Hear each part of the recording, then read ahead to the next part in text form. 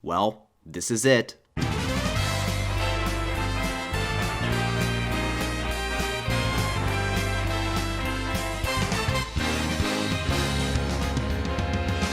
Super Mario Odyssey is my favorite game ever made. I've replayed this thing to death in the nearly 5 years it's been out. The controls are the best out of any game I've ever played, and it makes traversing through the game's several kingdoms to collect all of their moons a ton of fun. Speaking of those moons, there are a lot of them, 836 to be exact across the game's 17 kingdoms. With so many different ways to get moons though, there are bound to be some that are better than others. So today, to celebrate hitting 100,000 subscribers, we're going to be ranking all 836 moons from the worst to the best. These will be judged by uniqueness, challenge, creativity, charm, how well hidden they are, but most importantly, how fun they are to collect. Some moons may even be judged by how many more unique or more challenging ways there are to collect it. Even if unintentional, these methods are in the game, and that's all I care about. One other important thing to keep in mind is to not take these rankings too seriously. For one, this is of course just my opinion, but secondly, there were several times while outlining the list where I would look at a moon, think, oh, this is one of my favorites, and then end up placing it at number 386. I love nearly all the moons in this game, so expect this video to contain a lot of positive comments. I won't be spending too much time on each moon individually. There are 836 of them after all, and if I want this video to be doable, I can't spend a minute on each of them. For each moon, I'll have a graphic on screen to indicate what type of moon it is. Yellow are standard moons, purple are story moons, orange are sub-area moons, green are minigame moons, red are moons spawned from the moon rock, and blue are moons spawned from the moon rock that are also in sub-areas. This will just be interesting to see the general trend of which type of moons I liked best. Finally, before we begin, if I make any mistakes in this video, I will pin a comment listing it and correcting it, so if you notice anything, check that before commenting. But anyways, if you enjoyed this video, make sure to leave a like and subscribe to the channel, but at long last, let's jump right into ranking all 836 moons in Super Mario Odyssey.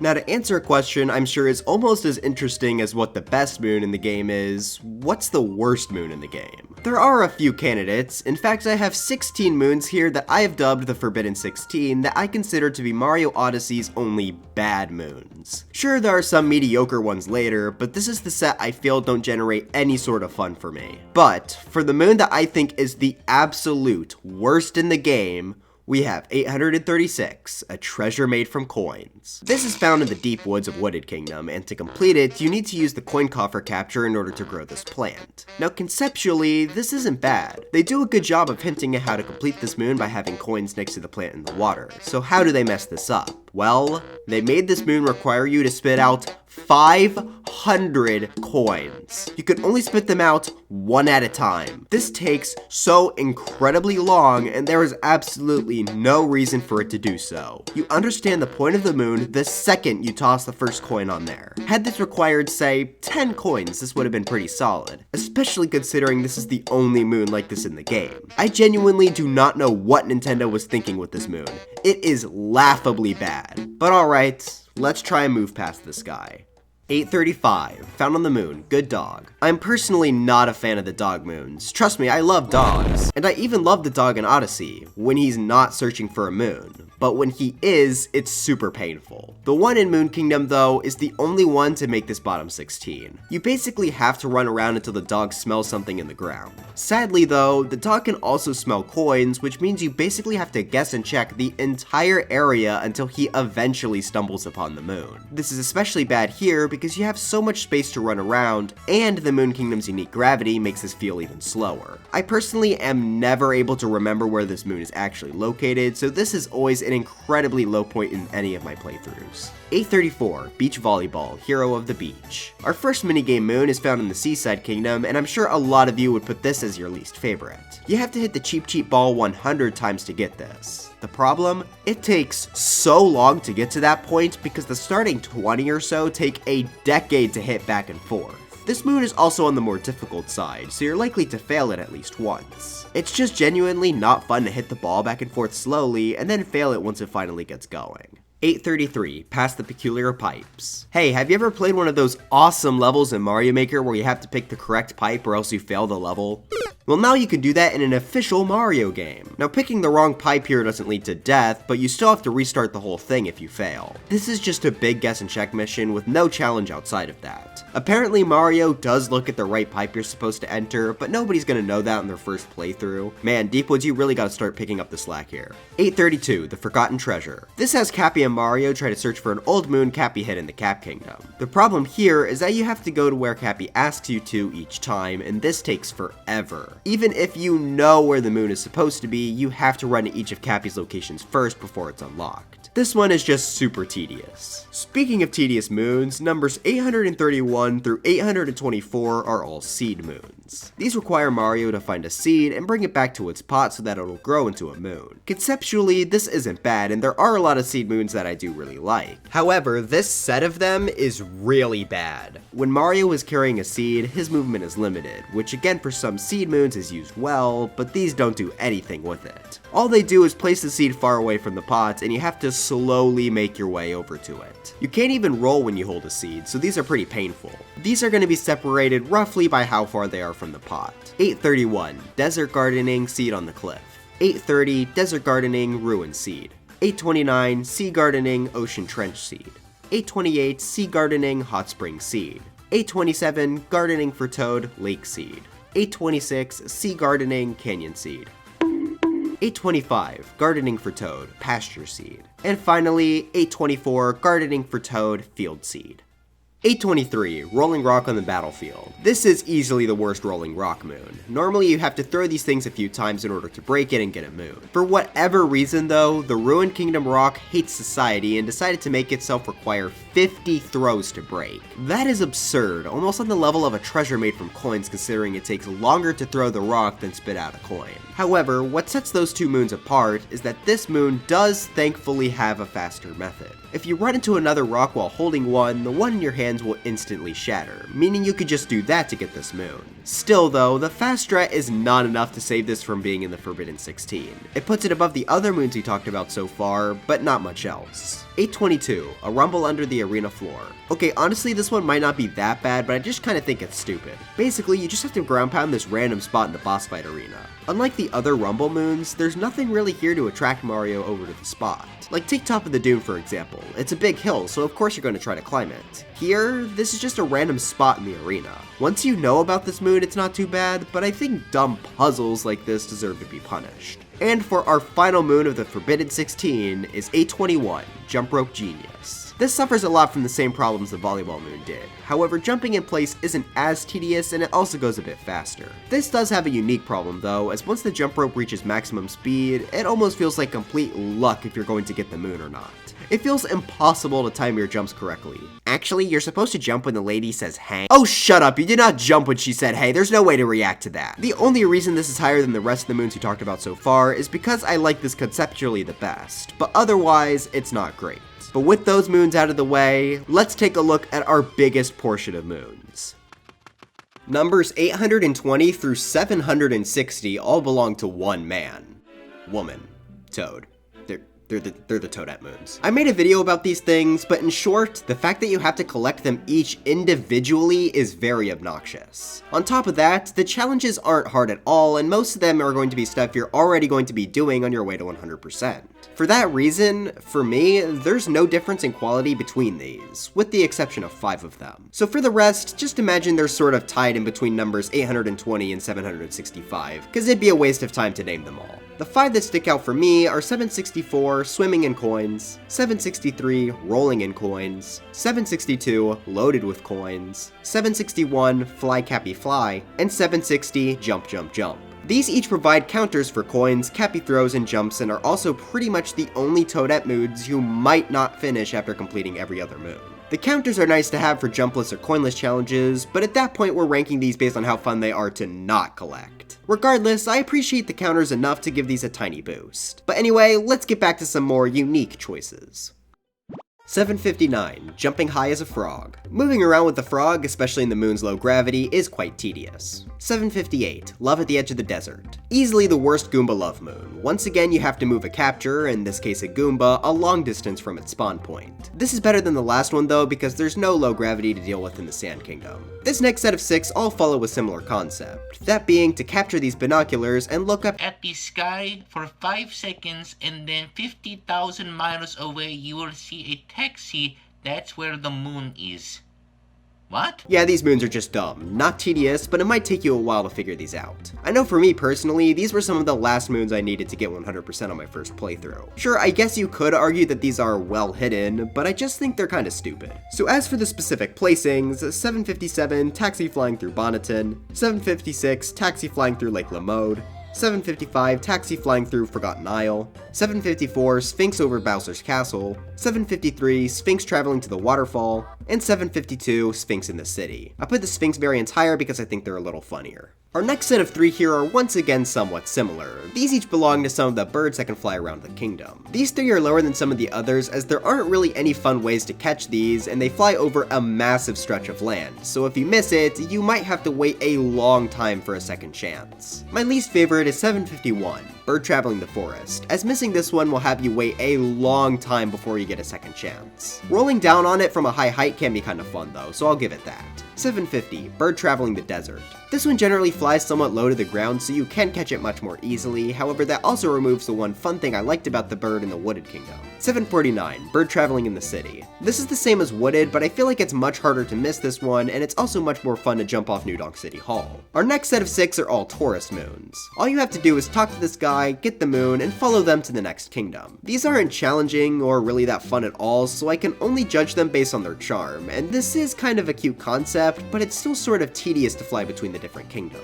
So my ranking for them goes 748, Round the World Tourist, since this is the last one you get, 747, a tourist in the Mushroom Kingdom, 746, a tourist in Luncheon Kingdom, 745, a tourist in the Cascade Kingdom, 744, a tourist in the Metro Kingdom, and the best one is 743, a tourist in the Moon Kingdom, because I think it's kind of funny how they used a taxi to get to the moon.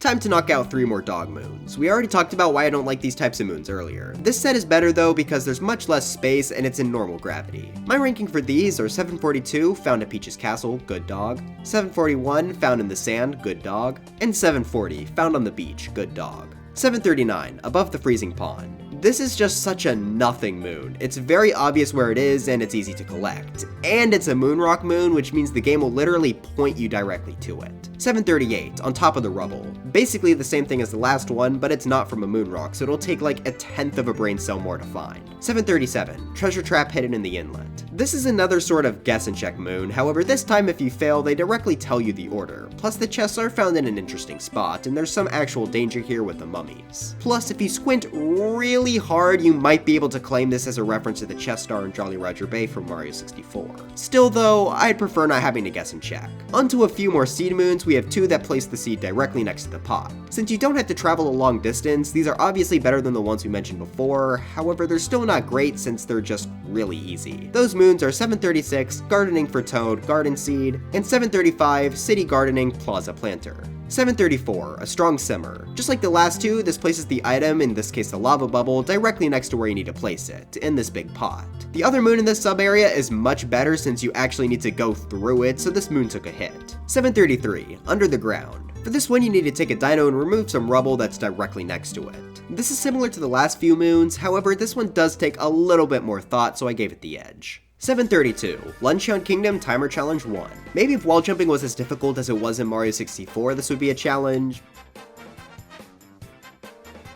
But since wall jumping is, actually good in this game, this moon is super easy. 731, Taking Notes Snowpath Dash. Once again, a fairly easy one, the running downhill is somewhat fun. 730, Found in the Park, good dog. This is one of the better dog moons since the area is significantly smaller. This is probably the only one I actually have a little fun doing. But with that said, now it's time to look at one of our largest selection of moons, the basic NPC moons. These pretty much just require you talk to someone and you get a moon for it. Now I do think think that where the NPC is located is very important, as finding them should be part of the challenge as well. For numbers 729 through 709 here, they're all in pretty obvious spots, though the order here is determined by how difficult I think it is to find them. There will obviously be more NPC moons later, these are just the more basic ones. Oh, and fair warning, most of these are Peach moons. 729, Peach in the Cloud Kingdom. 728, Peach in the Ruined Kingdom. 727, Drummer on Board, which also happens to be the first story moon on this list. 726, Guitarist on Board. 725, Peach in the Cap Kingdom.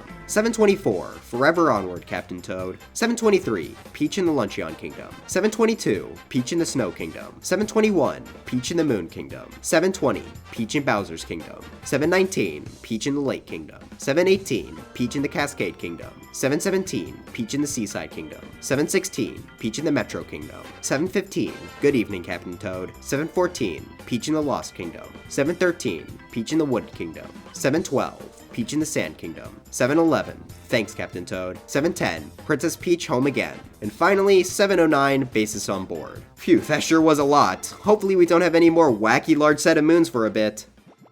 Well, now it's time to look at the shop moons. These are better than the NPC moons, as instead of just talking, you also need to pay 100 coins. Sadly, that's not enough of a difference to place these moons much higher. This next set are all ranked based on which stores I like the best aesthetically, because there's really no other way to rank these. 708, Shopping in Fossil Falls. 707, Shopping on Forgotten Isle. 706, Shopping in Honeyloon Ridge. 705, Shopping near Peach's Castle. 704, Shopping at Bowser's Castle. 703, Shopping in Bonneton. 702, Shopping in Steam Gardens. 701, Shopping in Lake Lamode. 700, Shopping in Mount Volbono. 699, Shopping in Shiveria. 698, Shopping in Tostarena. 697, Shopping in New Donk City. And finally, 696, Shopping in Bub Lane, since being on Dory's back is really creative. These next 6 sort of combine the last 2 categories, where you need to talk to an NPC, but you also need to buy and wear a costume. This section of moons includes 695, Caveman Cave Fan. 694, Space is in right now. 693, That trendy pirate look. 692, That Old West style. 691, Mechanic Repairs Complete. And 690, Exploring for Treasure. There are a few more like this later on, but they have a bit more charm behind them, so they're placed later in the list. Now it's time for NPC moons, but the NPC is a Sphinx and you have to answer a question. 689, the Sphinx Underwater Vault. And 688, Sphinx Hidden Vault. Another set of question NPC moons, however this time you have to give the Jammin' Toad here a good song to listen to. I like these more than the Sphinx because figuring out what song fits the theme is more fun for me. These moons are 687, Jammin' in the Mushroom Kingdom, 686, Jammin' in the Metro Kingdom, 685, Jammin' in the Luncheon Kingdom, 684, Jammin' in the Sand Kingdom, and 683, Jammin' in the Wooded Kingdom. Our final set of NPC moons for now are the Hat and Seek moons, where you have to find a person with a hat possessed by one of the Bonneton citizens. These vary in quality quite a bit, so we only have 3 of them for now, those being 682, Hat and Seek Among the Food, 681, Hat and Seek in the Sand, and 680, Hat and Seek Mushroom Kingdom. With that, we are finally done with those NPC ones, so now we can go back to some more specific moons. 679, Bird Traveling the Fog. While this can be somewhat annoying like the bird moons we mentioned earlier, Cap Kingdom at least has the Paragoomba capture to make chasing the bird down a little bit more bearable and even somewhat fun. 678, Rolling Rock on the Moon. The low gravity can make this somewhat annoying to throw, but again, there's always the shortcut. 677, Secret Path to Fossil Falls. Moving the Taifu over to this wooden block is somewhat slow, but I did boost this up for having a really neat way of collecting it without using the painting. If you didn't know, in order to beat the Cascade Kingdom without any captures, Mario has to perform a glitch which basically lets you teleport Cappy to the checkpoint on this floating island. It's always super interesting to watch, so that's what saved this from being lower. 676, Grow a Flower Garden. All you have to do is spin throw Cappy and you get it, but I've always liked this type of moon. 675, Desert Gardening Plaza Seed. This is exactly like the seed growing moons I mentioned before, where the seed is directly next to the pot. So why is this one so much higher? Well, for one, this is the tutorial seed moon, whereas the others are just like that for no reason. Secondly, this has a really funny speedrun strap behind it. If you've never seen a run of the game before, basically Odyssey speedrunners will set their Switch's time to be just before daylight savings time before any run, so that way when they plant the seed, the time will switch over, causing it to instantly grow instead of requiring the player to wait. This is possible for the others as well, but this is the most practical one, which gives it the edge. 674, Taking Notes Around the Well. One of the easier note moons, sure, but the mix of the 2D and normal gameplay is nice. 673, Secret Path to Mount Volbono. The painting is in a really obvious spot. Okay, so the way paintings work is that they change change where they are depending on what kingdoms you choose to go to first. In this case, my gameplay footage did not line up with my script, so I apologize for that. Just think of this segment as having the Luncheon Kingdom painting in Lake Kingdom. But I like how this gives you a preview of the kingdom, and with a very perfectly timed jump, you can even get to Luncheon early. Uh-oh, time for another set of moons, this time with the rabbits. Not the brutals, I'm talking about these small ones that'll give you a moon when you catch them. They're all fairly equal difficulty-wise, with one exception we'll mention later, so they're mostly back-to-back here. These moons are 672, caught hopping at the waterfall, 671, caught hopping near the ship, 670, caught hopping at Glass Palace, 669, caught hopping in the snow, 668, caught hopping in the forest, 667, caught hopping at Bowser's Castle, spooky number caught hopping at Peach's Castle, 665, caught hopping on the moon, 664, caught hopping in the jungle, 663, caught hopping at the volcano, and 662, caught hopping in the desert. While we're on the topic of sets of moons, let's get the rest of the Rolling Rock moons out of the way. 661, Rolling Rock by the Falls, 660, Rolling Rock in the Deep Woods, and 659, Rolling Rock in the Woods. Oh, there's actually less than I expected. Anyways, these are higher up because they don't take absurdly long and they're in normal gravity. I like the one in Wooded best since the bushes make it clear which rock is the special one, which is a nice touch. Our next set of moons is different from the previous set. The moons contained here are all different, so we'll go more in depth on each of them. However, they all share the same flaw, the fact that they're from the moon rock. When you hit the moon rock, it tells you the exact location of the moons it's released. I think that makes sense to do, however, that does hurt these moons since their only real challenge would have been to find them in the first place. Had these just been default moons, there's a good chance they would have all been higher up. At 658, we have the Icy Jump Challenge. This is super difficult, guys. I don't know if Mario will make it, guys.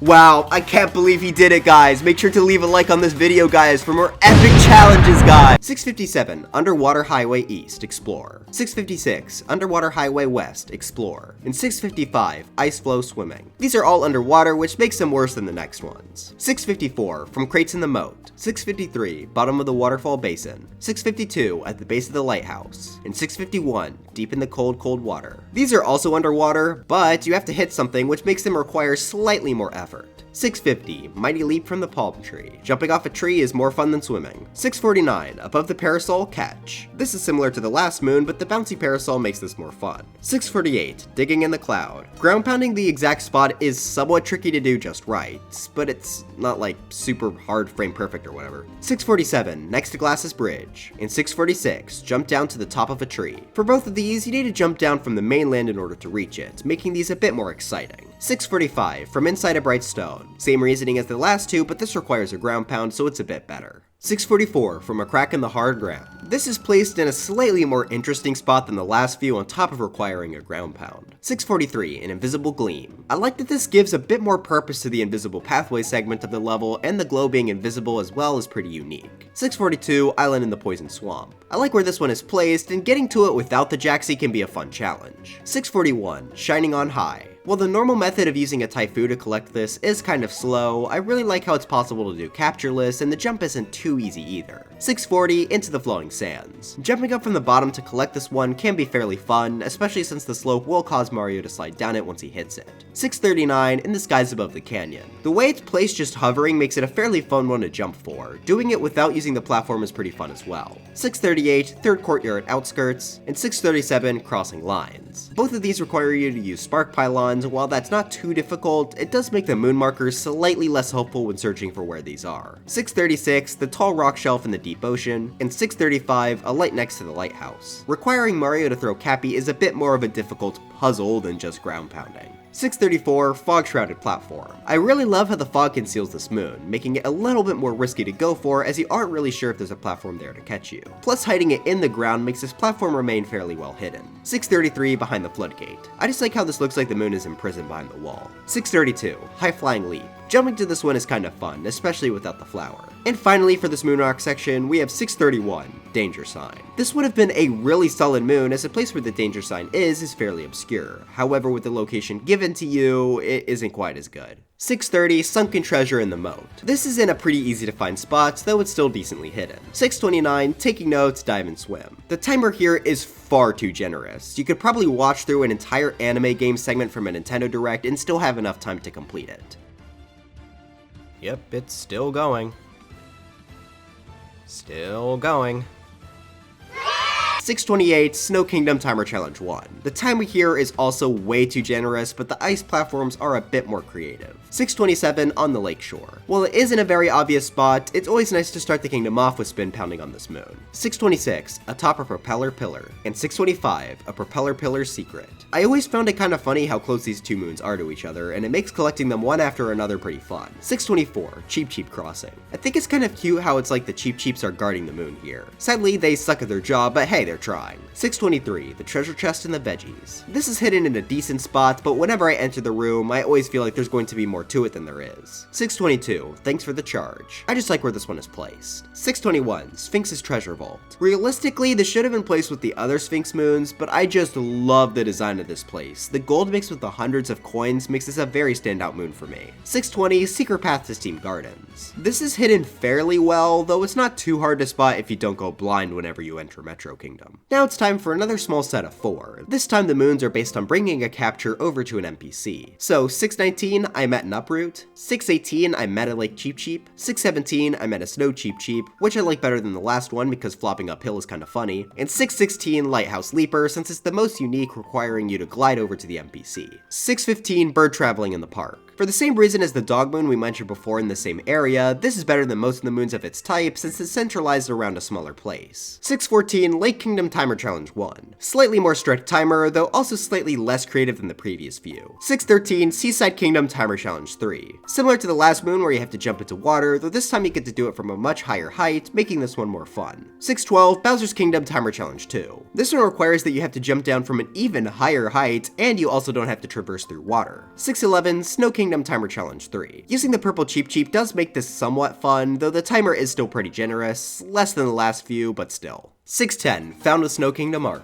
This is our first hint art moon, and while they're pretty controversial, I like them quite a bit. That is, when they're done right. Here it's a bit too obvious which kingdom and where the moon is found. This type of moon is best when it requires you to use some thinking. 609, Taking Notes in the Fog. This is another pretty simple one, but it's nice to get to use some Paragoopas. 608, High Up on a Rock Wall. I like how you have to use the bricks to get up to this one, plus since it's high up, the moon rock tracker doesn't really give its location away too much. 607, What the Waves Left Behind. This one is a fairly difficult one to stumble upon, especially since there's no glow for it, only controller rumble. 606, What's in the Box, and 605, Is this an ingredient too? Both of these hide their moons in crates, which works pretty well. I like the second one better because of how shocked the person naming the moon was. 604, Seaside Kingdom Timer Challenge 2. While the timer is a bit too generous, I like how this restricts you from using a Cheep Cheep and requires you to avoid them so you don't take damage. I would have preferred if there were a few more enemies here though. 603, The Back Canyon Excavate. This is slightly more interesting than some of the other ground pound moons, as not only is the location pretty good, but the moon snake makes ground pounding on it slightly more dangerous.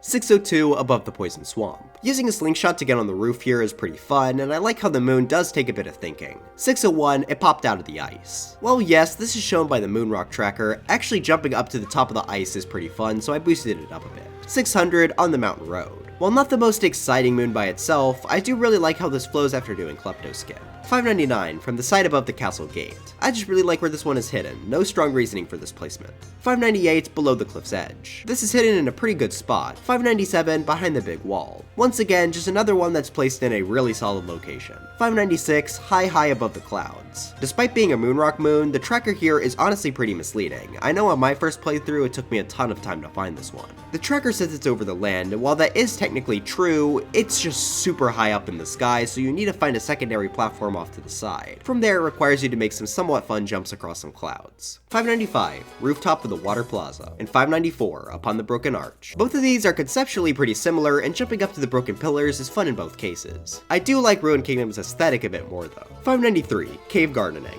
I like where this one is hidden, and growing the flowers is a bit of fun too. 592, Taking Notes Between Spinies. The Spinies do add a bit of challenge, not a lot, but it is appreciated. 591, Taking Notes Swimming in Magma. This is another pretty simple one, though I do enjoy using the lava bubble. 590, Golden Turnip Recipe 1. While some of you may think this belongs near the seed moons that have the seeds next to their pot, I like this one more for a few reasons. For one, you do actually have to find the turnip by plucking it from the ground. Secondly, it's not immediately clear that the turnips need to be thrown into the pot for the moon. While this is certainly still pretty simple, it's a small and rewarding puzzle. 589, Cap Kingdom Timer Challenge 1. I don't know, I just like rolling up hills. Plus doing this jumpless is a lot of fun, as you have to stay on the railing and use a Paragoomba to collect the moon. Next up, we have the 3 slots moons. These aren't too hard, but they're nice little distractions. Oh, and also the music used here is the same one from some of the mini games in Mario 64 DS. My thousands of hours of playing Wanted just suddenly started to rush. I found you! Wait, let me go! Anyways, my ranking for these goes 588 Sand Kingdom slots, 587 Metro Kingdom slots, and 586 Luncheon Kingdom slots. 585 Small Bird in Bowser's Castle, and 584 A Butterfly's Treasure. Sneaking up on the bird and butterfly is pretty fun, plus I like how it's easy to reset it by just moving the camera if you mess up. I like the one in Lost more since it doesn't come from the Moon Rock. 583 Ocean Quiz good, 582 Moon Quiz amazing, and 581 Sand Quiz wonderful. All 3 of these have you return to the Sphinx from before and answer a bunch of random questions. These are fun little distractions and the questions are pretty solid as well. 580 Frog jumping from the top deck, and 579 Frog jumping above the fog. Both of these require that you take a frog and jump to a moon. Personally, I would have liked it if you could do it without the frogs, but these are still pretty solid regardless. Also, for some reason, when you jump up to collect these moons, you can sometimes go straight through them. No clue why they're like that. 578 Shining above the moon. This one is pretty fun to jump up to using the moon's gravity, though it loses points for not really being hidden at all. 577 Treasure under the cliff. Jumping up to the moon is pretty fun, and since this is under the top of the cliff, the moon rock tracker doesn't really give its location away. 576 Hidden on the side of a cliff. Okay, this one is kind of dumb. It should really be placed lower, but I find it kind of funny how you have to slowly descend to get this moon. 575 Top of a dune. This is a really good spot for a moon since going to the top of a tall hill is something most players would try to do. The only problem I have with this is that the hitbox for this is stupidly tiny. I have no clue why it's so small since I feel like most people get the idea of the moon if they're ground pounding near the top at all. At least it's in the very center of the hill, so you can use that to visually help you if the rumble isn't helpful. 574 On the North Pillar. I like how you have to use your brain a bit here to use the wire and uncapture it to drop down on the moon. I do wish that it wasn't tracked with the moon rock tracker, but it's still solid regardless. 573 Celebrating in the Streets, 572 The Sixth Face, 571 Behind the Waterfall, and 570 Slip Behind the Ice. These are all moons found by discovering hidden blocks in 2D sections. Personally, hidden blocks give me traumatic Mario Maker flashbacks, so I really wish the secrets were hidden in slightly more interesting ways. 569 Treasure in the Spiky Waterway. Collecting this moon normally is fairly fun, though this has the added benefit of having this really neat clip used to get it during speedruns. 568 The Chevarian Treasure Chest. I like bouncing off the carts here to get the moon. It's not too hard, but it's a fun jump regardless. 567 Treasure of the Waterfall Basin. No really neat tricks for this one, I just really like where it's hidden. 566 Sneaking around the crater. I like the moons where you have to catch these guys crawling underground, though the moon's low gravity does make this the worst variation of this trope. 565 End of the Hidden Passage. This is another Lake Kingdom moon that looks like it's been imprisoned for its crimes. I like this one more though because jumping up to the zipper is more fun and it's not tracked by the moon rock. And this Path of Coins is a neat little touch. 564 Mysterious Flying Object. This is another one where you have to sneak up on a bird, but the bird here is based on a UFO and I just think that's really neat. 563 I Feel Undressed. This is another costume rune, though I think it's neat that you can use both the swimsuit and the boxer shorts here. 562 Surprise Clown. For this one you have to dress up like a Xenoblade fan to cheer up a random citizen in New Donk City. I just find the way he's so entertained by Mario simply dressing up like a clown to be really funny. 561 Doctor in the House. This one is up here because I'm really happy that there's finally a Dr. Mario reference in a mainline Mario game. Also, can I just comment how wacky it is that Dr. Mario has never been in a Mario Kart game up until relatively recently in a Mario Kart Tour update? Like, Tanuki Mario got in first. You know what, actually no, I love Tanuki Mario, sorry for insulting you. Tanuki! 560, Battle in Bub Lane, Rematch. This is our first boss fight of the video, and is also our first boss rematch as well. I find this to be a significant downgrade from Molescula's boss fight in Seaside. The main change here is that there isn't any ground, but they also made it to where it's always raining, making the Gushin never lose water. That makes this fight stupidly easy and also way less interesting. I think it would have been neater if it wasn't raining and the center of the arena was open space, but the outskirts all had water, forcing Mario to carefully use the Gushin's water. Anything would have been better than this anyway. 559, Beach Volleyball Champ, and 558, Jump Rope Hero. These are both the first moons of the Forbidden minigames from earlier. These are actually pretty fun to get since the amount of either hits on the ball or jumps is much more reasonable. 557, Vaulting Up a High Rise. This is placed in a somewhat decent spot, though I do wish it was a little bit quicker. 556, Herding Sheep at Peach's Castle. I was very conflicted as to where to put this one. On the one hand, it's fun to hunt for and bring back the sheep, but on the other hand, it can be really slow. I decided to put it here, but I could honestly see myself liking it more or less in the future. Oh, and also there's this weird thing you can do where you can like store your ground pound knockback by grabbing a ledge. Like, look at this. 555, Secret Path to New Donk City. The painting is in a pretty solid spot, and I like how this can be used to reach New Donk City early using the Cappy teleportation glitch I mentioned before. 554, Secret Path to Lake Lamode. I also like where this painting is placed, however, this one gets the edge as it's actually possible to jump over to this moon without using a painting. It's fairly difficult, but it's pretty fun as well. 553, Secret Path to Shiveria. This is here for very similar reasons of the Lake Kingdom painting moon. It's located in a decent spot, but also has a really neat jump within the kingdom you could do instead. I like Snowdram better, so it got the edge. 552, Across the Floating Isles. This one is simple, but I like trying to get it using as little platforms as possible. 551, Above a Cliff. Jumping up to this one quickly without using the chain chomp can be fun. 550, Cliffside Treasure Chest. Using the rocket flowers is really satisfying on the moon as it feels extra fast due to how slow the Moon Kingdom normally feels with its unique gravity. 549, Inside the Busted Fossil. I like how the fossil is placed just far enough away to where it can be somewhat tricky to actually hit it with the chain jump. 548, Cascade Kingdom Timer Challenge 1. While mostly pretty simple, this acts as a good introduction to the timer challenges. Plus the time limit here, while still generous, isn't nearly as bad as some of the earlier choices. 547, From the Broken Pillar. On its own, this is a pretty basic moon, just hit the pillar with the Cheep Cheep. However, for whatever reason, this moon has a unique property where you can move the camera during the collect animation.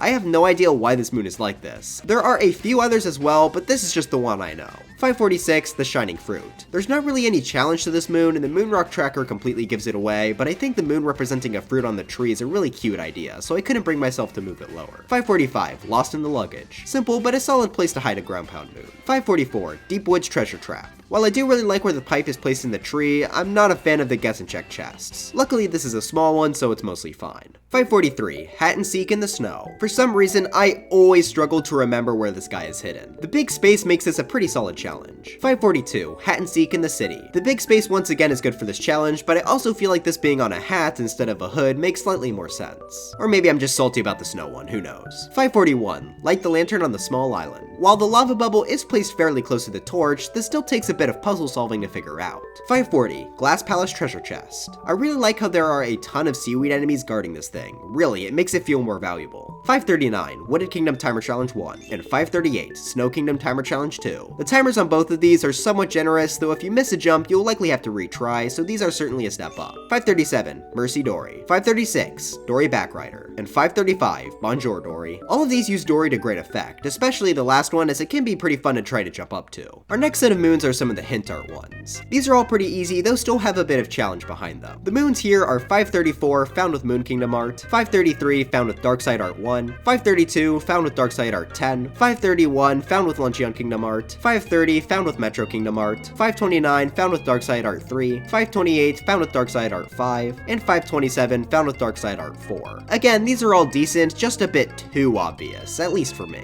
526, A Request from the Mayor. This is one of the most unique quiz moons, and not only do you have to talk to Pauline instead of a Sphinx, but you also have to bring her something later for her birthday. I do think that the gift portion is a bit too guess and checky, and I would have rather you had to maybe bring everything to her, but I still like this one. 525, Looking Back in the Dark Waterway. Pretty decent hiding spot, and I really like how the glow looks in this dark area. 524, Water Pooling in the Crevice. This is another one hiding in a good spot. It's also nice that the moon tracker doesn't really help here since it's in a sub area. 523, Inside a Block in the Castle. Attracting the ogre over here can be fairly fun, and it's a good puzzle. 522, Out of a Crate in the City. While the moon tracker does give this away a little bit, jumping up to the top of the buildings is still entertaining. 521, High Up in the Cave, and 520, Under the Meat Plateau. Both of these are underneath massive chunks of land, so the moon tracker doesn't give them away too badly. Jumping up to both of these is pretty fun, especially under the meat plateau since it's hovering above lava. 519, A Rumble on the Seaside Floor, and 518, A Rumble from the Sandy Floor. These moons are great showcases of the Switch's HD Rumble feature. They're especially fun on repeat playthroughs where you try to grab them as fast as possible without using set rumble. 517, Overlooking the Desert Town. I like how this shines inside of the Toast Arena town, plus jumping into its cage quickly during a speedrun can be slightly challenging. 516, Enjoying the View of Forgotten Isle. The hike up the mountain in Lost Kingdom is a good journey, especially since you can mix it with Klecto Skip to make the climb go really fast. 515, Spinning Above the Clouds.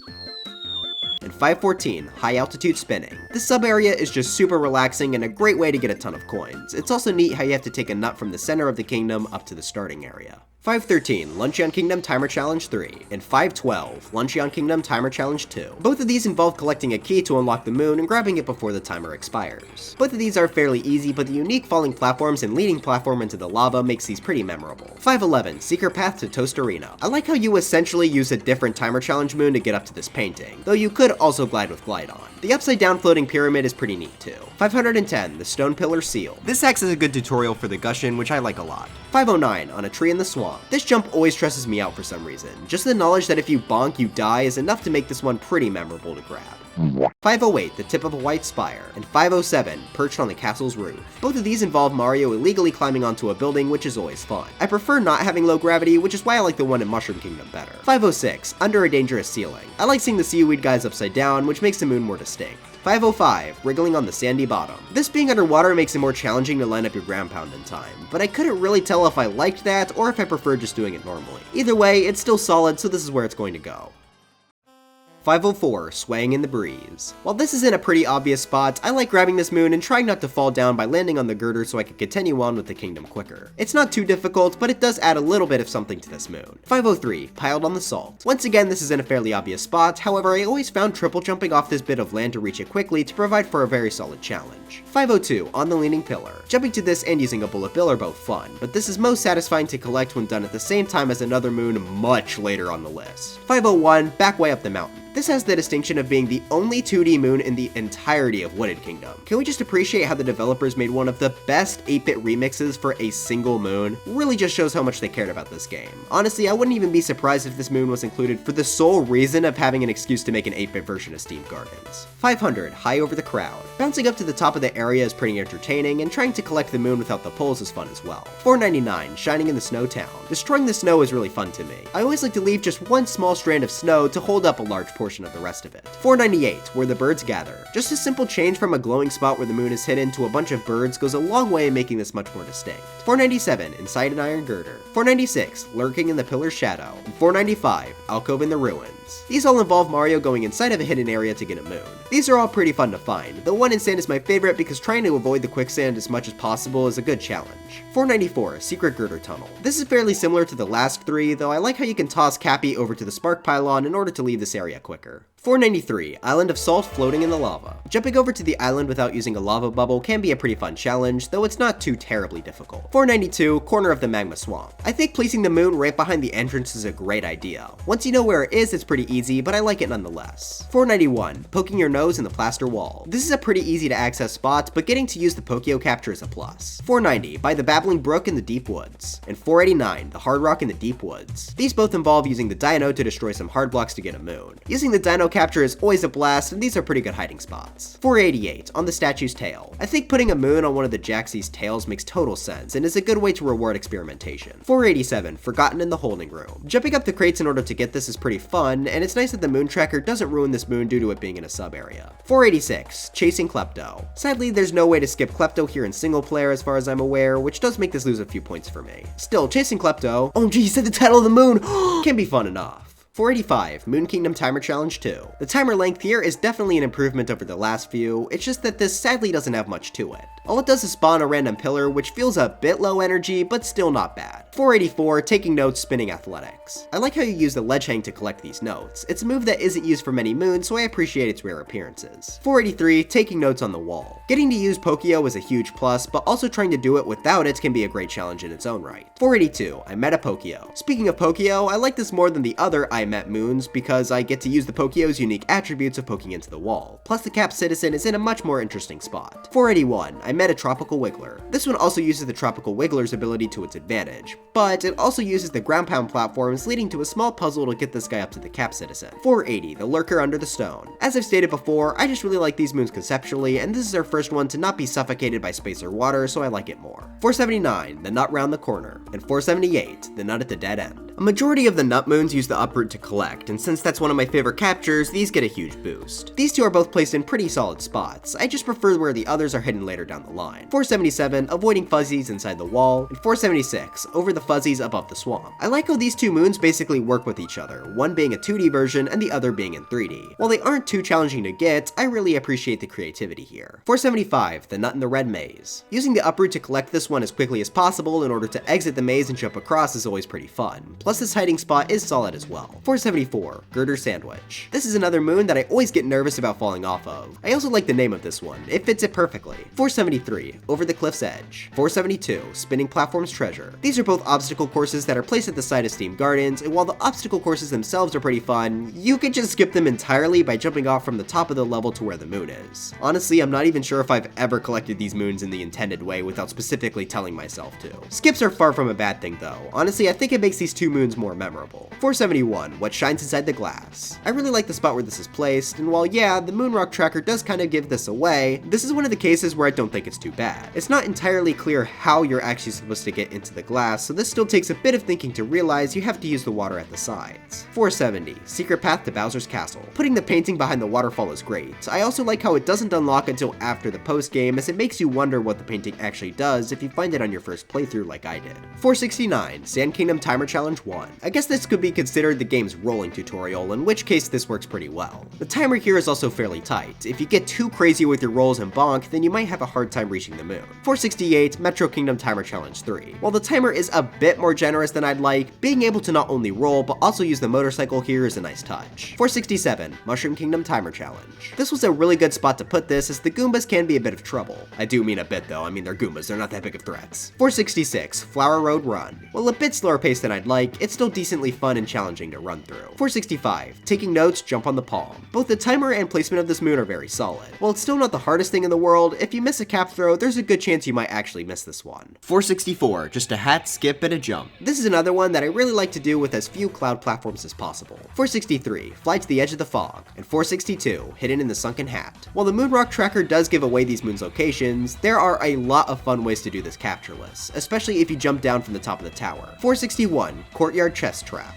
I was really conflicted as to where to put this one, as I really love the design of the sub area, but it's another chest moon where you have to guess and check. I decided to place it here, with the other moon in the sub area being much later on the list. 460, Beneath the Roots of the Moving Tree. 459, Wandering Cactus. 458, Under the Bowser Statue. And 457, Big Pot in the Volcano, Dive In. All of these require that you move a capture in order to get the moon. While each of these are very easy, the fact that each of these moons have unique captures seen nowhere else is really cool. Oh, also fun fact, did you know that the meat here is actually that of the T-Rex? No one truly knows what the Volbonans are capable of. 456, Jizo All in a Row. This also involves the player moving a capture, however this is an actual puzzle as you have to realize where you need to move the Jizo to. 455, Found with Bowser's Kingdom Art. While it's obvious that this is in Sand Kingdom, due to how massive that kingdom is and the fact the picture was taken at night does make it slightly more challenging. 454, Bonitor Blockade. And 453, Toad Defender. The concept of both of these moons is really funny. Basically you have two people pretending to be super brave and guarding the moon, but they run away in a panic the second a Goomba shows up. These are both pretty fun to do as well. Overall, a great set of moons. 452, How You Doing, Captain Toad? And 451, Bon Appetit, Captain Toad. Both of these are placed in pretty solid spots. They're in somewhat obscure areas, but not too much to where it wouldn't make much sense. 450, Deep Deep Down. A good moon, but worse than one we'll look at later. 449, Secret of the Inverted Mural. The secret room is much better hidden. Instead of being a hidden block like some of the others we mentioned before, this is just simply a crack in the wall. While I do wish the crack was a little less obvious, this is still good. 448, Taking Notes, Stretch and Shrink. Using the tropical wigglers is always a joy, and the notes are perfectly set up for it. However, doing this moon captureless is also a great challenge. The timer is very tight when done this way, so I always collect this moon like this. 447, Late Gardening, Spiky Passage Seed. This is our first seed moon to truly use the concept well. As I said before, the seed restricts Mario's movement, which includes swimming. Getting through the spiky passageway without access to Cappy to kill the seaweed enemies is fairly challenging. The only thing holding this back is that it's still a bit too slow, but certainly nowhere near the level of some of those earlier ones. 446, Taking Notes on the Moon's Surface. And 445, Moon Kingdom Timer Challenge 1. Both of these involve using long jumps in low gravity, and it's a ton of fun to do just that. I like the timer challenge a bit more just because I feel like the jumps are slightly more difficult and the timer is also quite tight.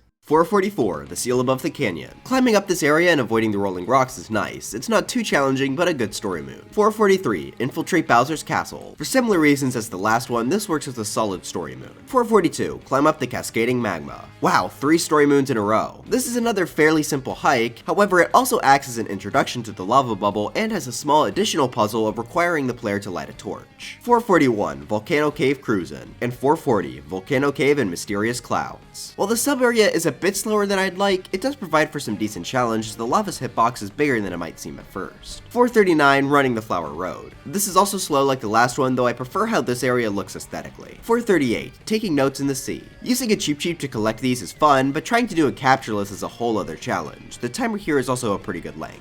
437, light the 2 flames. It's fun hopping over these small gaps with the fire bro. Yeah, it's not the most complicated moon, but it's just fun for me for some reason. 436, caught hopping on a building. Easily my favorite rabbit moon just because him hopping between the building's rooftops actually makes this one significantly more interesting than the others. 435, Lost Kingdom timer challenge. Jumping down from the mountain to the mainland is pretty cool and the timer is just the right length as well. 434, poking your nose by the Great Gate. And 433, poking the turret wall. Both of these moons use the Pokio to poke a hole found in the wall. These are both hidden better than the one we mentioned before, which is what got these two a boost. But now it's time to look at our very first Koopa freerunning moons. In general, these are some of the best and most replayable moons as they actually keep track of your high score, making them really fun to come back to. There are a few, however, while still definitely being good moons, are significantly worse than the rest for one reason or another. So I think the worst Koopa freerunning moons are 432, Sand Kingdom Regular Cup, and 431, Sand Kingdom Master Cup. The reason this is the worst one is because far too much time is spent in spark pylons. Mario Odyssey has the best movement in the series, so obviously I find moons that use it best, and that's especially true for these Koopa freerunning moons. 430, Bowser's Kingdom Regular Cup, and 429, Bowser's Kingdom Master Cup. These two also have the same spark pylon problem, though they are better when it comes to how much of it you actually control. What also sucks about this one though, is the fact that it's the longest one by far, making this much less fun to replay.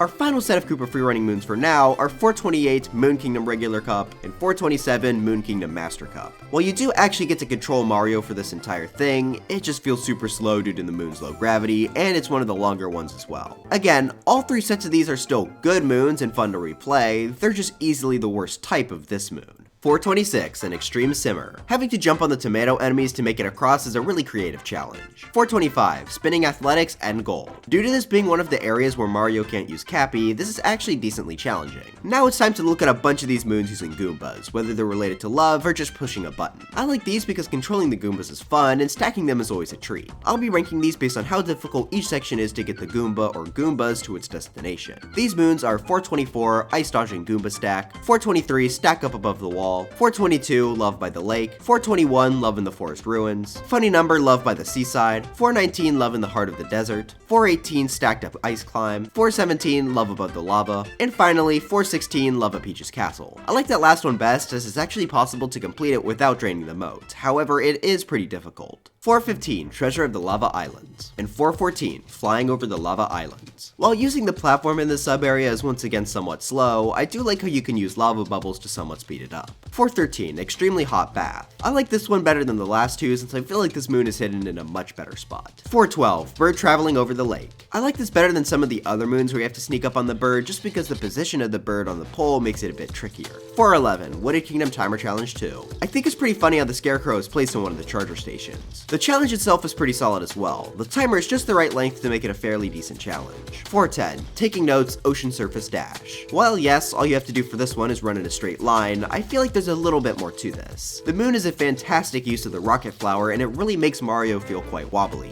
If you even slightly go away from straight, you won't be able to collect this moon in time, which makes this feel much more intense. 409, Taking Notes in the Private Room. This is another notes moon that mixes 2D and 3D together. However, unlike the well one, you do have to do more than just hold forward. Plus, I also like the design of this room. 408, Wooded Kingdom Timer Challenge 3. This is a neat little obstacle course with a pretty decent timer length as well. 407, Alcove Behind the Pillars of Magma. This is a pretty solid hiding spot. Moons that force the player to turn the camera in an area like this are always some of my favorites. 406, Rapid Ascent on Hot Spring Island. While certainly a decent moon by itself, what I really like about this one is that it's just low enough to where you can grab it captureless, making this significantly more fun to collect. 405, Fire in the Cave. This is a super intense fight against a fire bro. Mario doesn't have Cappy to rely on this time. It's just going to be a vicious 1v1 to the death. There's no telling who will be the one to come out on top. Oh. Thematically, this is a really neat moon, however as I showed, it is a bit too easy. I would have made there be a few more fire bros than just one. Still though, a very neat and unique moon. 404, the Gusty Barrier. I think the idea of this sub-area being based around the Typhoon is pretty neat and well done. Killing the Spinies can be a bit annoying since they can get caught, but other than that, this is pretty good. 403, Bullet Bill Breakthrough. Using the Bullet Bill to fly through the cut in the wall is a cute little challenge, but what I really like is doing the moon captureless, where you instead have to attract the Bullet Bill through the hole. 402, From a Crate in the Ruins. While by itself this is pretty basic, this moon has so many different strategies to get it fast. First off, jumping up to it after getting the Alcove moon is always fun, but there's also Dram Strat, which uses a homing cap throw on the Bullet Bill. 401, Under the Cheese Rocks, and 400, Climb the Cheese Rocks. Both of these require you to use a hammer, I mean pan, bro! Don't make the mistake, gamers, they don't like it when they're seen as the same. Anyways, these both involve using them to break some cheese. I like cheese. It's cool, so these moons are cool too. 399, the Nut in the Robot Storeroom. I think this is placed in a good spot, and the moon tracker doesn't help too much due to it being inside, and Wooded Kingdom being one of the most layered kingdoms in the game. 398, Hidden in the Scrap. I think this is a really funny moon. The scrap of the cringe Mecha Wiggler being left over in the park is a great detail. I think my favorite part about this moon is the NPC standing next to it saying, despite what it did to their city, that he still feels kinda bad for it. What a nice guy. 397, Who Piled Garbage on This? I like how this and others in this kingdom basically imply that moons aren't that valuable in New Donk City. It's actually a very deep societal commentary about the American. 396, Found Behind Bars. This is another moon that looks imprisoned, and I like this one best as you have to find the spark pylon that will let you into the cage. 395, Stonewall Circuit. This is another moon that requires the use of a spark pylon along the wall. 394, Rewiring the Neighborhood. Man, another spark pylon moon, huh? Well, this is easily the best of this bunch, as the fuzzies on the track add for some good difficulty while collecting the moon shards. 393, the Ice Wall Barrier. This is another moon shard moon, though I like it more than the last one just because we get to use Mario's movement, and I like these enemies that come up from the ground. 392, Entrance to Shiveria. Really good hiding spot for a moon, and I also like how the boxes go away if you jump on them, so you only have one chance to get this moon. Oh, I guess you could just do that. 391, City Hall Lost and Found. This is placed in a fairly good spot as you have to climb up a few extra poles. I also like how you can basically use the poles at the side to skip a large portion of this sub area. 390, Treasure in the Ice Wall. I like how you have to use the enemies I mentioned before here. This is a good hiding spot on top of that as the player has to use the ledge grab. 389, Sewer Treasure. I like this one better than the last two chest moons as it requires some puzzle solving to get as you have to be spinning the platform in order to reach it. 388, Good to See You, Captain Toad. And 387, Bowser's Castle Treasure Vault. Both of these are hidden off to the side of Bowser's Castle. I prefer the second one though because the gold treasure room looks really neat. 386, Free Parking Rooftop Hop. Oh hey, would you look at that, it's the moon number I said I'd place one of my favorites at in the intro. Anyways, I really like this moon as bringing up the scooter to the roof is a lot of fun, and I just like the idea that this guy thinks business up here is going to do well. 385, Atop a Column in a Row. 384, Atop a Blustery Arch. And 383, Overlooking a Bunch of Ingredients. These three are all up here for the same reason. They're all really fun to jump up to and then spin pound to collect. They're also all three pretty good hiding spots, especially atop a Blustery Arch. 382, On Top of a Tall Roof. While this does lose the spin pound aspect of the last three, the jump up to get here is a bit harder, which makes this one more fun for me. 381, Looking Down on the Goombas. This is a really good spot for the nut, and jumping down on it from a high spot is a lot of fun. 380, Underwater Highway Tunnel. 379, Gap in the Ocean Tunnel. And 378,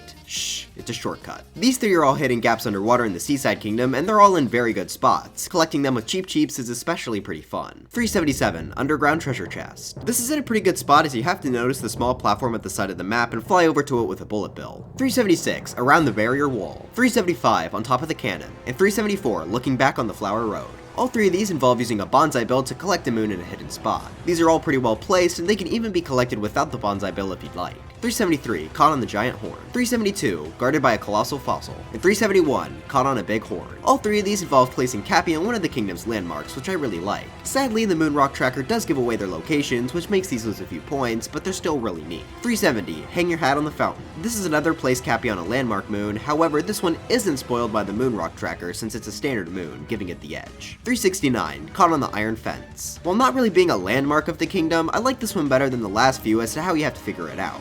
Basically, all but one of the Bowser heads on this fence are facing inwards, so if you throw Cappy on the one facing the wrong direction, you'll get a moon, which is a very good and subtle puzzle. 368, Make the Secret Flower Field Bloom. I like how this essentially has you fix a flower garden after Torque Drift destroyed it. After completing this moon, the area permanently has its flowers restored as well, which is really nice. 367, a fine detail on the glass. While a bit spoiled by the moon rock tracker once again, I do really like jumping up to get this moon, and where it's placed is really neat as well. 366, the nut under the observation deck. Due once again to the layered nature of the wooded kingdom, the moon rock tracker isn't too terribly helpful here. This is placed under the highest spot in the kingdom, which makes reaching it a lot of fun, with or without an uproot. 365, outside the rotating maze. Having to jump on top of the maze in order to get this is a really creative idea. 364, binding band returned. I love this moon in context of the game. Basically, Mario just got the ring back from Bowser and returned it to its rightful owners, only to immediately steal the power moon inside of the ring. Mario does like to do a little trolling, I guess. 363, spin the hat, get a prize. This is more unique than tossing Cappy onto something, as you have to hit the sign at the top of Bonneton's entrance, which is pretty fun, though it's once again spoiled a bit by the moon rock tracker. 362, knocking down the nice frame. This is another moon where you have to throw Cappy at something, but I think breaking the picture frame is funnier, and this is also a standard moon, so it isn't spoiled by the moon rock tracker. 361, lake fishing. 360, fishing in the glacier. And 359, fishing in the oasis. All three of these use the Lakitu capture in order to catch some fish. I love me some fishing mini games, so these are pretty fun. There are a few more Lakitu fishing moons later on though, these are just the more basic ones. 358, hat and seek in the crowd. This is my favorite hat and seek moon, as I think it just fits the sub area perfectly due to just how many people there are walking around here. 357, next to the stone arch. While yes, the moon rock tracker does give it away, I like jumping down to collect it and then trying to get back up to the arch afterwards. 356, crossing the cloud sea. This is my favorite moon to get without using the cloud platforms, as the jumps required to do so are somewhat tricky, especially this first one here. 355, under the big one's brim. Jumping off the cap tower to get this is a lot of fun, and also I don't know if my depth perception just sucks, but I also have trouble grabbing this moon sometimes, making it even more fun. 354, trumpeter on board, and 353, glittering above the pool. Both of these are best collected by jumping off New Donk City Hall, which is unsurprisingly pretty fun to do. 352, above the Iron Mountain Path,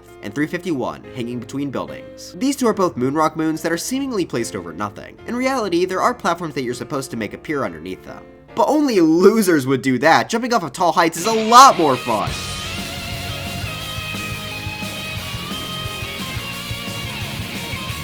350, hey out there Captain Toad, and 349, soaring over Forgotten Isle. Both of these are supposed to involve using Glidon to glide safely down to, or you could be awesome and jump off of a tall height and reach them that way. The one in Lost Kingdom especially is really good, as the jump to get it captureless is fairly challenging. 348, dizzying heights. While no jumping off of tall buildings is involved in this one, I put it higher than the last few as it's the only one that requires you to climb something high. Plus it's a pretty iconic moon. 347, left at the cafe. Normally you have to use the rumble feature to find the tile the moon is placed in, which is great by itself, but what's even more fun is jumping off a tall building and ground pounding the exact tile from a high height. Yeah! Okay, I promise this is the last one involving jumping off a tall height. For now. 346, bird traveling over the ocean, and 345, bird traveling the wastes. These are my two favorite bird moons, as they are actually pretty fun to chase using the Gushin and Jaxi respectively. 344, our secret little room. I really like both where this moon is hidden and this concept. It's simple, but I like it. 343, stretching your legs. This is a fantastic spot as you have to notice the shadow on the floor. 342, squirming under ice. The ice is a significant improvement over the other squirming moons, as it being slippery makes it trickier to line up your ground pound. 341, Snow Kingdom regular cup, and 340, Snow Kingdom master cup. We finally reached another Koopa freerunning moon, and while this one is definitely an improvement, this one still has some issues. For one, the scenery change here is the only one I don't like. In context of the story, the blizzard is cool, but it's just kind of annoying during the race. I also don't like having to move through water as much. Again, this is still a very solid moon, but it just has some issues compared to the really good ones later. 339, treasure beneath the cheese rocks, and 338, inside a rock in the forest. These both involve bringing a capture to a faraway point in the kingdom. While some may think these moons are kind of slow, I personally like traversing the kingdom with them, and I think it's a pretty good puzzle as well. 337, blowing and sliding. This is similar to the last two, except after bringing the capture, in this case a Typhoon, to the right location, you then have to do another puzzle which involves pushing blocks, which is really fun to do. I do wish the Typhoon were a little bit faster, but other than that, this is pretty good. 336, under the old electrical pole. This is another bring a capture to a far off location moon. However, this one has two things that I really like about it that puts it above the last few. For one, the dino capture is just super fun to control, and secondly, this is more about experimentation since this is the only pole in the level the dino can break. The other moons, we already know the capture can destroy or remove whatever's blocking the moon. However, this time it's about testing something new, which I like more. 335, found with Cat Kingdom art. This one is a lot less obvious than some of the other hint art moons we've seen before. It's not too terribly difficult, but I like the concept of it just using simple colors. 334, found with Lake Kingdom art. This is a more unique hint art as it's actually a find the difference puzzle. Since there's not much on this one, it's pretty simple, but for its uniqueness, it gets a boost. 333, twist and turn up treasure. Normally to collect this moon, you have to bring a tropical wiggler down to the Odyssey to collect it. This method is fine, a bit slow, but solid regardless. What really puts this moon high up is the fast method. Basically, if you toss Cappy near the binoculars and jump off, you can grab the key just before you fall into the poison and die. You can then capture the binoculars and return to safety. This is really tricky to do, but it makes this moon much more memorable and enjoyable to complete. 332, Goomba Tower Assembly. While this is another Goomba construction moon, which is fun by itself, this can also be done captureless by a tricky but fun jump. 331, Bubblaine Northern Reaches. This is unique as you have to not only attack one spot, but 4 to spawn the moon. Each spot you hit though spawns in a new wave of seaweed enemies. Doing this moon quickly and avoiding all the seaweeds is quite fun. 330, Nut Planted in the Tower. Collecting this moon with the uproot while also trying to do it fast enough to get back to the Flower Road is always a memorable part of replaying the game. 329, Inside the Stone Cage. This is another imprisoned moon, and this is my favorite because I really like spin pounding on these stone pillars.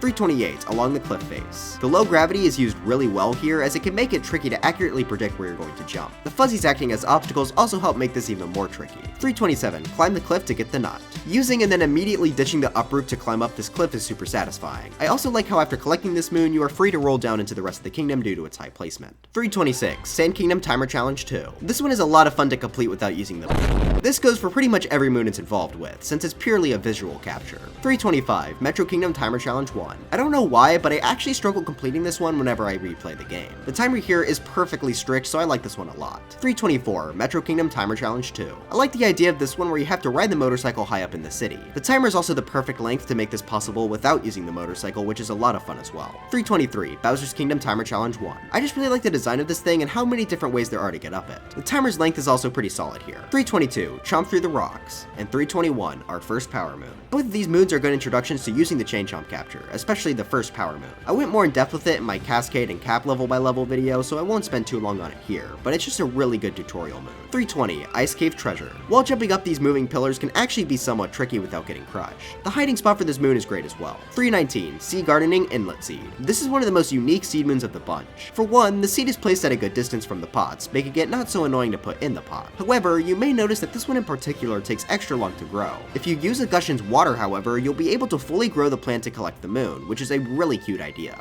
Okay, so note after the fact, the one that you need the Gushion for is actually based on what pot you put it in, so just imagine I put the seed in the correct Gushion pot. 318, Pushing Through the Crowd. While not technically called a timer challenge, this one is absolutely one of my favorites. Having to roll through the crowd quickly to get the moon is funny every single time. I love the way the citizens jump back and react to Mario if he bumps into them. The timer is also a pretty good length as well. 317, In the Ancient Treasure Chest. Having a hidden treasure chest fits Ruined Kingdom so well, and this one does not disappoint. It's hidden in a really good spot, and there are so many different ways to reach the chest. Personally, when I collect the moon, I like to come in from the left side, as I find that to be the most challenging jump. 316, Inside the Rising Stone Pillar. This is just an absolutely fantastic hiding spot, not too much more to add on here. 315, Secret of the Mural. I find this to be much better than the inverted pyramid secret we mentioned before, because the secret room is much more subtle. You basically just have to try running into the wall, which makes this a much better find. 314, Captain Toad on the Dark Side. While his hiding spot is a bit less subtle than our last one, its placement being right before the final boss of the large Dark Side Gauntlet is great. Most players are probably going to be too nervous thinking about the upcoming boss to even consider looking for secrets, which is why I love this spot a ton. 313, Behind Snowy Mountain, and 312, Captain Toad is Chilly. Both of these involve removing snow from the wall to discover the area where the moon is. Like I said before, I really like the snow, but putting it into the walls makes it much better as it's much more hidden. 311, Employees Only. Not only is the hidden entrance to the store fantastically placed, but this is another one where we get to commit some robbery. 310, Jump, Grab, Cling, and Climb. And 309, Jump, Grab, Cling, and Climb some more. This is a really solid obstacle course using the ledge grab mechanic, but it's also fun to try and complete these moons without grabbing any ledges. 308, Bullet Building. First off, very epic pun for the name. Secondly, the onslaught of bullet bills makes jumping across the poles here pretty intense. 307, The Lighthouse Seal. Normally you have to swim through a dark underwater segment with the Unagi eels, which is really cool. However, I also like how if you use the Gushion correctly, you can entirely skip that and just boost up here. For having two pretty fun methods, this got a big boost. 306, Stepping Over the Gears. This is a pretty good obstacle course utilizing the fire bros and the ground enemies we saw in Snow Kingdom. Making your way through it normally is pretty fun, though the second moon here, which we'll get to later, really is the one that makes this sub area. 305, Road to Sky Garden, and 304, Powering Up the Station. Both of these involve Mario needing to kill a giant piranha plant. You also have to consider the walk up to the piranha plants through Steam Garden to New Donk City sewer system. They're both great journeys, and killing the piranha plant is pretty fun, as well as jumping on its head can be somewhat difficult due to its height. 303, Under the Mummy's Curse. Murdering all the mummies is pretty fun, I especially like how there's a hidden coin coffer here to help. I do wish the mummies would stay dead afterward and you had to kill them all to get the moon, sort of like a sub area in Cascade we'll get to later, but this is still a fun moon regardless. 302, 2, Moon Shard in the Snow. I really like searching the surface here for the moon shards, however I think it would have been really cool if this moon was part of the story. Maybe you would have to collect it to open up Shiveria, because as is, you don't really spend much time on the surface despite them making it in a blizzard. 301, Herding Sheep in the Dunes. Due to the lower amount of sheep and closer proximity as opposed to Mushroom Kingdoms, I like this one better. Also, dropping the sheep off the cliff just feels better to do in this kingdom. What? Who said that? 300, the nut that grew in the tall fence. I just really enjoy jumping onto this wall into a quick spin pound onto the nut. Plus this hiding spot is really solid. 299, atop the jutting crag, and 298, Golden Turnip Recipe 2. Both of these moons require you to jump up onto the top of this area, which can be quite fun. I like the turnip moon here as there's a bit more to it, requiring Mario to bring the turnip back to the pot at the start. 297, City Gardening Building Planter. Metro Kingdom seed moons, for the most part, are sort of inverses of the others in the game. Instead of knowing where the pot is and you have to find the seed, Metro Kingdom gives all of its seeds in one place, and you have to try to find where the pots are. Not only that, but 2 of the pots are in really good spots, requiring you to climb up buildings while also having the limited moveset due to holding the seed. This first one isn't too hard to get to, however the concept is great, making these easily the seed moon highlights. The other one will be seen much later on the list though. 296, Cracked Nut on a Crumbling Tower. This would be just a pretty average moon had it not been for the incredibly fun speedrun jump. Normally you have to take this flower road across the gap from the story moon and then climb up some crumbling platforms, but you can also do what I really like doing and instead spin pound on the moon platform and then cancel it into a triple jump on the thin fence, giving you just enough speed to cross the gap. This is one of my favorite jumps in the game, so that boosted this otherwise pretty basic moon up a ton. 295, Slipping Through the Poison Tide, and 294, Skimming the Poison Tide. Exploring this area with the Paragoombas is pretty fun, and the Poison Tide does a great job of keeping the player on their toes. One extra thing I also like doing is trying to collect the moon shards without touching the coin rings. Their hitbox is just barely bigger, so it can be done. 293, Above the Clouds, and 292, Walking on Clouds. One thing I like about this sub-area is actually how you have to get there in the first place, as you have to bring a nut all the way up to Wooded Kingdom's observation deck. This requires you to use a set of timed platforms, and it can be somewhat tricky to make it up. Once you get there though, this is just a super fun sub-area to collect a ton of coins using the up route. Speaking of monies, 291, Dashing Through the Clouds, and 290, Dashing Above the Clouds. Back in my day before they added Luigi's dumb little balloons into the game, this was the fastest way to stack paper. 1 hour in this place and you'd get to stand side by side with the elite of society. As a moon besides that though, this is a lot of fun. I always love the rocket flowers. 289, Hidden Chasm Passage, and 288, Past the Chasm Lifts. This is a 2D sub-area found in the Cascade Kingdom, and I really enjoy making my way through it. The hidden moon is placed in a really good spot, requiring the use of a Koopa shell, and the purple coins are a ton of fun to collect. With a good enough triple jump, you can even get them without using the platforms. 287, Behind the Rock Wall. This moon is just a really memorable one for me. It's also placed in a great spot as well. 286, Taking Notes in the Wall Painting. 285, Taking Notes in the Cliffside. 284, Taking Notes Hurry Upward. All 3 of these are 2D notes moons that have about the same level of difficulty. The timers on all of them are pretty solid, making them an actually decent challenge. All of them also have a good amount of obstacles, whether it be the bullet bills in sand, the moving platform in lake, or the bricks and Goombas in Cascade. 283, Taking Notes Stretching. This is another notes moon, but it's supposed to be collected with an up route. While it's a lot of fun to do it that way, this is also a fantastic challenge to do captureless. 282, Taking Notes Big Pot Swim. This is in my opinion one of the more challenging note moons. This takes place in the pot where you fought Cookatiel, and the timer this time around is pretty tight. The jumps for the notes getting increasingly more difficult really sells this one.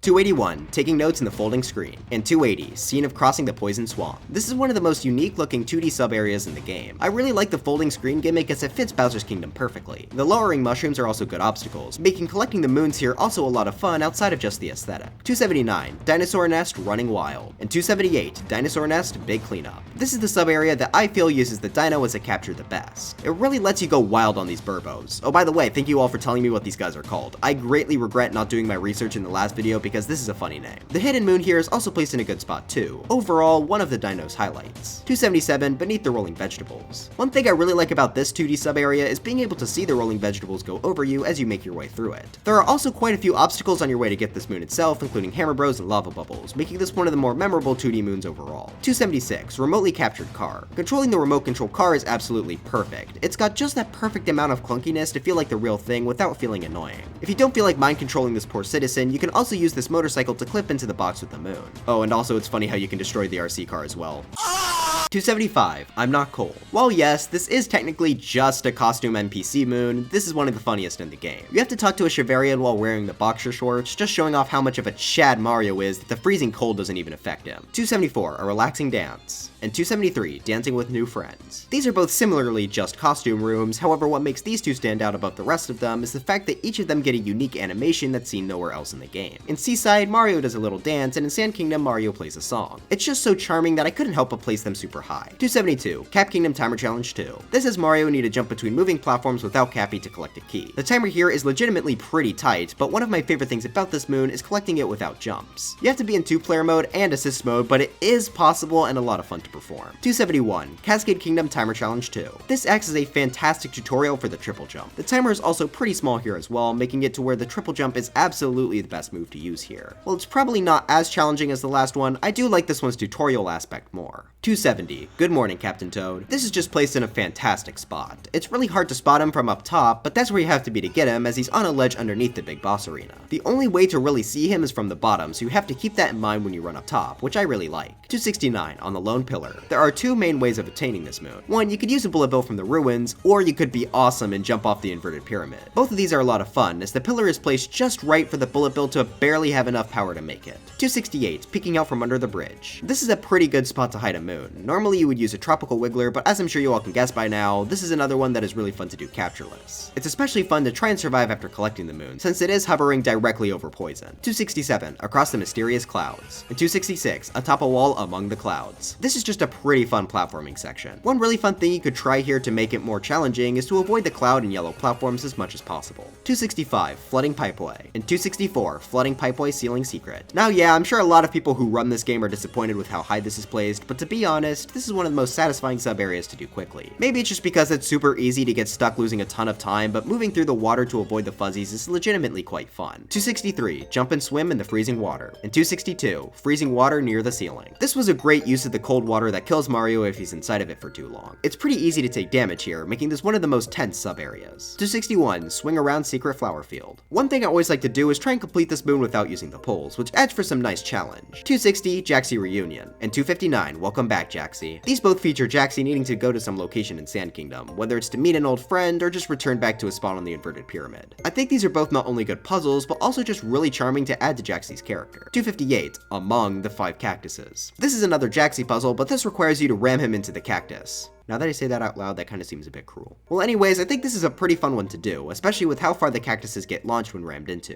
257, exterminate the ogres. I like how this moon has a whole section of Bowser's Kingdom dedicated to it. It really makes it feel more important. Fighting these guys is always pretty fun, so I really enjoy this moon. 256, moon shards in the forest. 255, moon shards in the lake. 254, moon shards on the moon. And 253, moon shards in the sand. These are some of the more basic moon shard moons. I really enjoy this type of moon as they're some of the most in-depth in the game, as you need to collect 5 things rather than just one. I like these more than the others we've mentioned so far, as the places where the moon shards are located I feel is a bit more fitting. 252, Ocean Bottom Maze Treasure. 251, Taking Notes Ocean Bottom Maze. And 250, Ocean Bottom Maze Hidden Room. These all take place in one 2D segment in the Seaside Kingdom. I really like how you can still see the water on the outside, as it really makes this area feel much more unique. This area also has 4 different ways to enter it, which are all used in different ways to get the 3 moons, which is really unique. 249, Gobbling Fruit with Yoshi. 248, Yoshi's Second Helping. And 247, Yoshi's All Filled Up. These 3 are much like Moonshard moons from before, but this time a lot more is required to actually get the moon. Using Yoshi is a lot of fun. I really like using his tongue to build up speed or grab onto walls. The fruit is all really well placed within the Mushroom Kingdom as well. 246, found with Wooded Kingdom art. 245, found with Dark Side Art 6. And 244, found with Sand Kingdom art. All 3 of these hint art moons picture elements from a certain kingdom with some sort of direction along with them. These are all decently simple but can be quite fun to figure out. Definitely a great difficulty for this type of moon. 243, flying far away from gusty bridges. And 242, across the gusty bridges. The harsh wind acts as a great obstacle and a great tool in this sub area. I love all of the push block obstacles, and the puzzle using the wind to get the hidden moon is also really good. 241, Lake Kingdom Timer Challenge 2. Due to the height and closeness of the 2 platforms, this is definitely one of the more tricky timer challenges. The timer is also a pretty good length, making it for one fairly good challenge.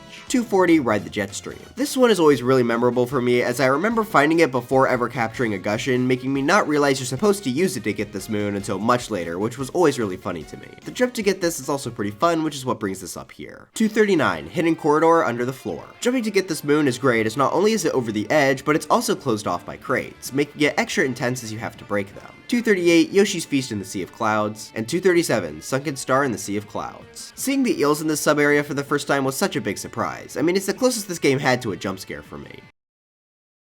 This also lets us use Yoshi once again, which I already talked about how much I like. plus the hidden moon is placed in a pretty clever spot. 236, Wadding in the Cloud Sea, and 235, Sunken Treasure in the Cloud Sea. Both of these moons are found in a sub-area with a very thick fog placed on it. That makes traversing this area quite fun, especially if you decided to not hit the ring generators at the side. The hidden moon is also placed in a very good spot as well. 234, Moon Shards Under Siege, 233, Yoshi Under Siege, and 232, Fruit Feast Under Siege. This sub-area uses the really neat nighttime aesthetic of Metro Kingdom where you have to try and find either moon shards or Yoshi fruit while avoiding the sherms. Everything is placed really well and the sub-area is great to traverse with both Yoshi and the sherm capture, though I do prefer Yoshi a bit more. 231, On Top of the Spinning Tower. 230, Down and Up the Spinning Tower. 229, Poke the Wooden Tower. And 228, Climb the Wooden Tower. All 4 of these moons use the Pokeo capture in unique obstacle courses where you have to use the poke at the perfect time. Since these guys are some of my favorite captures, it makes sense that I like these moons a lot. Plus the latter 2 can be done captureless, though they are quite difficult. 227, Wrecked Rock Block. This uses the Trapedal to break a block with the moon inside of it. This is a fun little puzzle, and it's also a good challenge to try and line this up so that you only need to use 1 to get the moon. 226, The Caged Gold. This builds a bit on the last moon, though this takes a bit more thinking as the cage is a bit farther off. 225, Line it up, blow it up. This is the best version of the Trapedal moon. The puzzle has a lot more layers to it, requiring you to notice the breakable block, realize that you have to use the Trapedal across the gap, and you have to ground pound the pillar. This all leads to a pretty great puzzle moon. 224, Taking Notes with a Spinning Throw. The most notable thing about this moon is just how tight the timer actually is here. If you miss a single throw, you're going to be in a lot of trouble, which is greatly appreciated. 223, Taking Notes in Low Gravity. Similarly, the timer is fairly tight here as well. The fuzzies in the low gravity add on to make for a good challenge.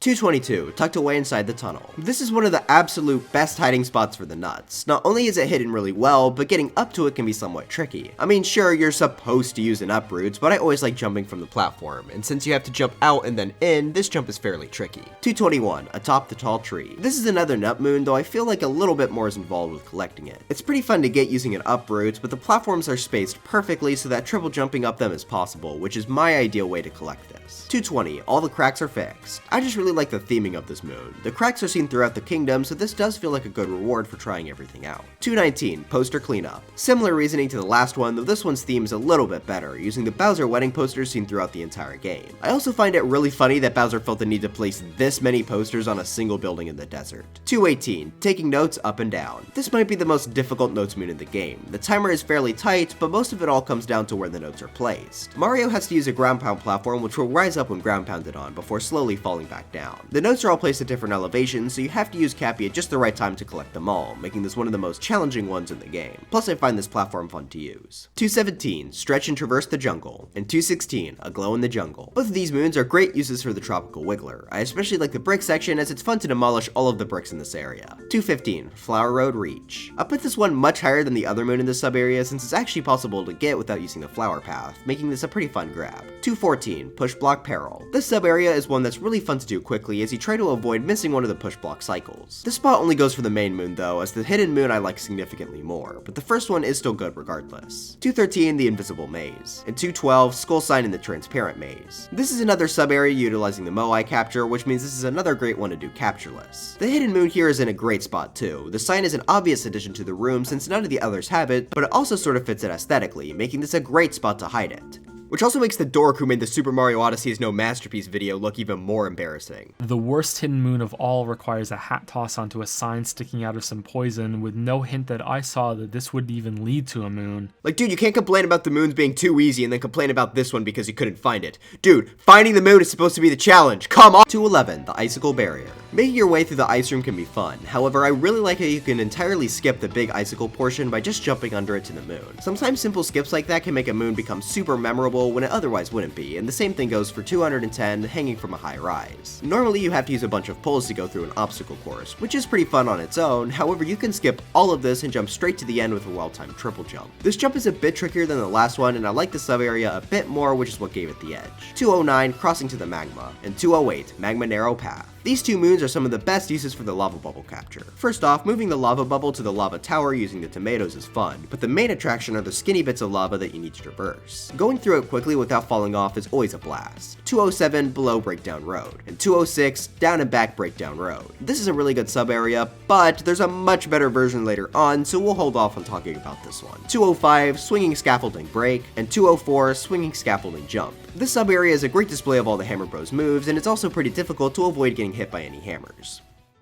203 Unzip the Chasm, and 202 Super Secret Zipper. Both of these use the zipper capture, but it's in a way that I really like. They're used to make platforms from the walls, which is pretty creative, however that also means we could skip over all of them by doing some pretty tricky jumps. I also think this part where you get to execute all these Goombas is a fun touch. One last thing I find funny about the sub area is normally for the hidden moon you have to cut out this portion of the wall and then also cut another hole in it. But using an upward cappy throw, Mario can carve the second hole first, which leads to a pretty funny glitch. 201 Underground Jizo. I really like how the underground is hidden under this stone, as it requires Mario to bring the Jizo over as a solid puzzle. 200 Invisible Road Hidden Room, and 199 Invisible Road Danger. This is another great sub area with a better version later on, so we'll get back to this soon enough. 198 Golden Turnip Recipe 3. This is easily the most involved of the Golden Turnip moons. For this one, you have to notice a pile of cheese hidden behind the area with the Fire Bros. Then you have to realize you need to bring over a Pan Bro to break them. Finally, you have to bring the turnip back to the area with the pot, making this a fun puzzle and mini journey. 187 Behind the Tall Wall, Poke Poke. This is just placed in a really good spot.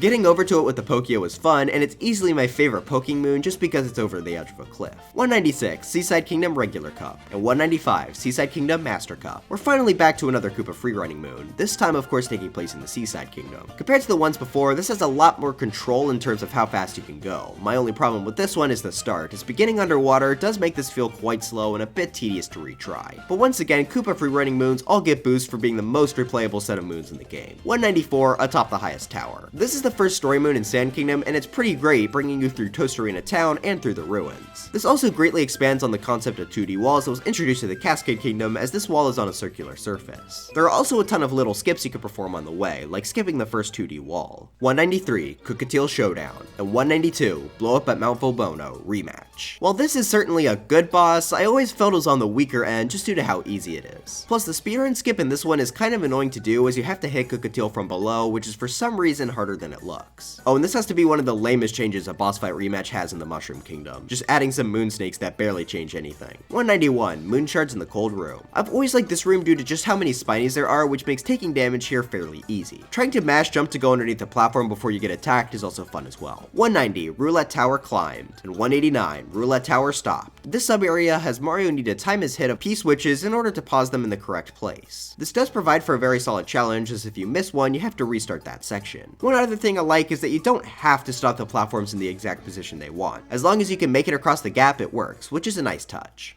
188 Walking on the Moon, and 187 Walking on the Moon again. Okay, now before we get to these next two moons, I need to talk about something. So while writing the script, I made a community post asking what everyone thought would be the best and worst moons on the list, and some of you did actually get the worst moon. But there were also a large number of people that said these trace walking moons would be at the bottom, and that just made me think, are these moons hated? I genuinely did not know that people dislike these moons, because these are some of my favorites. I guess these are going to need a little extra explanation then. These moons basically have you required to walk around a certain path laid out by a Koopa that disappears as you walk along it. Depending on how close you were to it, you would get more or less points, and you would need a certain number of points to get the moon. That makes all these moons fairly tricky, but not annoyingly tricky, at least to me. I always found it really fun to try and match the path, and seeing how terribly I messed up was always funny to me. Well anyways, I'm putting the moon one as my least favorite, as it's definitely the slowest, and I wish it had a different shape than a circle, since we already saw a circle used in Sand Kingdom. But yeah, these moons are good, stop hurting their feelings. 186 The Mummy Army's Curse, and 185 Charging Through an Army. These two moons feature the very rare appearance of Charge and Chuck, which makes me pretty happy since he's always been one of my favorite enemies. Charging through all the mummies and blocks is a ton of fun, though I do wish that the mummy with the moon could actually be reached by the Charge and Chuck. It feels really weird that you have to uncapture him to get it. 184 The Hot Spring Seal. I think being able to poke holes through the lava by simply spraying water at it is pretty funny. Plus the moon acts as a great tutorial for the boss fight later, as it shows you that water is able to damage lava, which Molest Lanswear has on his head. 183 One Man's Trash. This is just a fantastic spot. Collecting it both with and without the bullet bill is great. 182, up in the rafters. This acts as a great reward for getting to the top of the wedding hall. However, you can even get the moon without going all the way up there, which is pretty nice as well. 181, how do they take out the trash? This is one of the few moons where its name determined its placement. I just find Mario and Cappy confused as to why a trash can would be all the way out in the distance to be really funny, plus getting the moon itself is a blast as well. 180, surrounded by tall mountains. This is also placed at a fantastic spot, and getting up to it from the bottom is a good challenge. You have to triple jump and Cappy bounce over the wall, which can be a bit scary as if you miss it, you may fall into lava. 179, by the cannon pointed at the big pot. Once again, this is another great spot, but I like this one better than the last one as you have to carefully balance on a skinny platform to get to the part with the moon. 178, slip through the nesting spot. This is another appearance of the eel, and this time we have to invade its home. Sneaking past him after he returns back inside to get the moon in the small crevice is always nerve-wracking, which makes this one a pretty good moon. 177, in a hole in the magma. For this moon we have to get a key that's found inside a hole punched into the lava. Finding this in the first place is great, but the best part of this moon is, of course, getting to use the dry bones capture. Dry bones for smash. 176, 2D boost from Bullet Bill. This is pretty much the only 2D moon where you use an enemy like this, which is nice to see. Jumping on the bullet while still avoiding the others is a solid challenge. 175, inside a block is a hard place. This is one of the most satisfying moons to do fast in the game. You have to use a bullet from a nearby launcher to dodge some obstacles and break a block. Trying to do this while at full speed though is quite tricky, but also super rewarding when you do it. 174, on the giant Bowser statue's nose. This is another one that I just think is in a really good spot. Needing to jump down onto the giant Bowser head is great, as some players may not think it's a place you're supposed to go, giving a nice reward to players that actually try. 173, on the cliff overlooking the beach. The triple jump required to get this moon captureless is pretty tight, but always a highlight whenever I go to Seaside. 172, on top of the stone archway. Using the ice before the story is over to reach this moon without a bullet bill is always a fun part of returning to Sand Kingdom. Plus, this is just a really good spot regardless. 171, inside the rotating maze. And 170, the spinning maze search. While these are different sub-areas, they're both fairly similar using the rotating walls that will spin when hit by Cappy. I enjoy moving through these mazes a lot, which gave both of these a pretty solid boost. 169, walking the desert, and 168, more walking in the desert.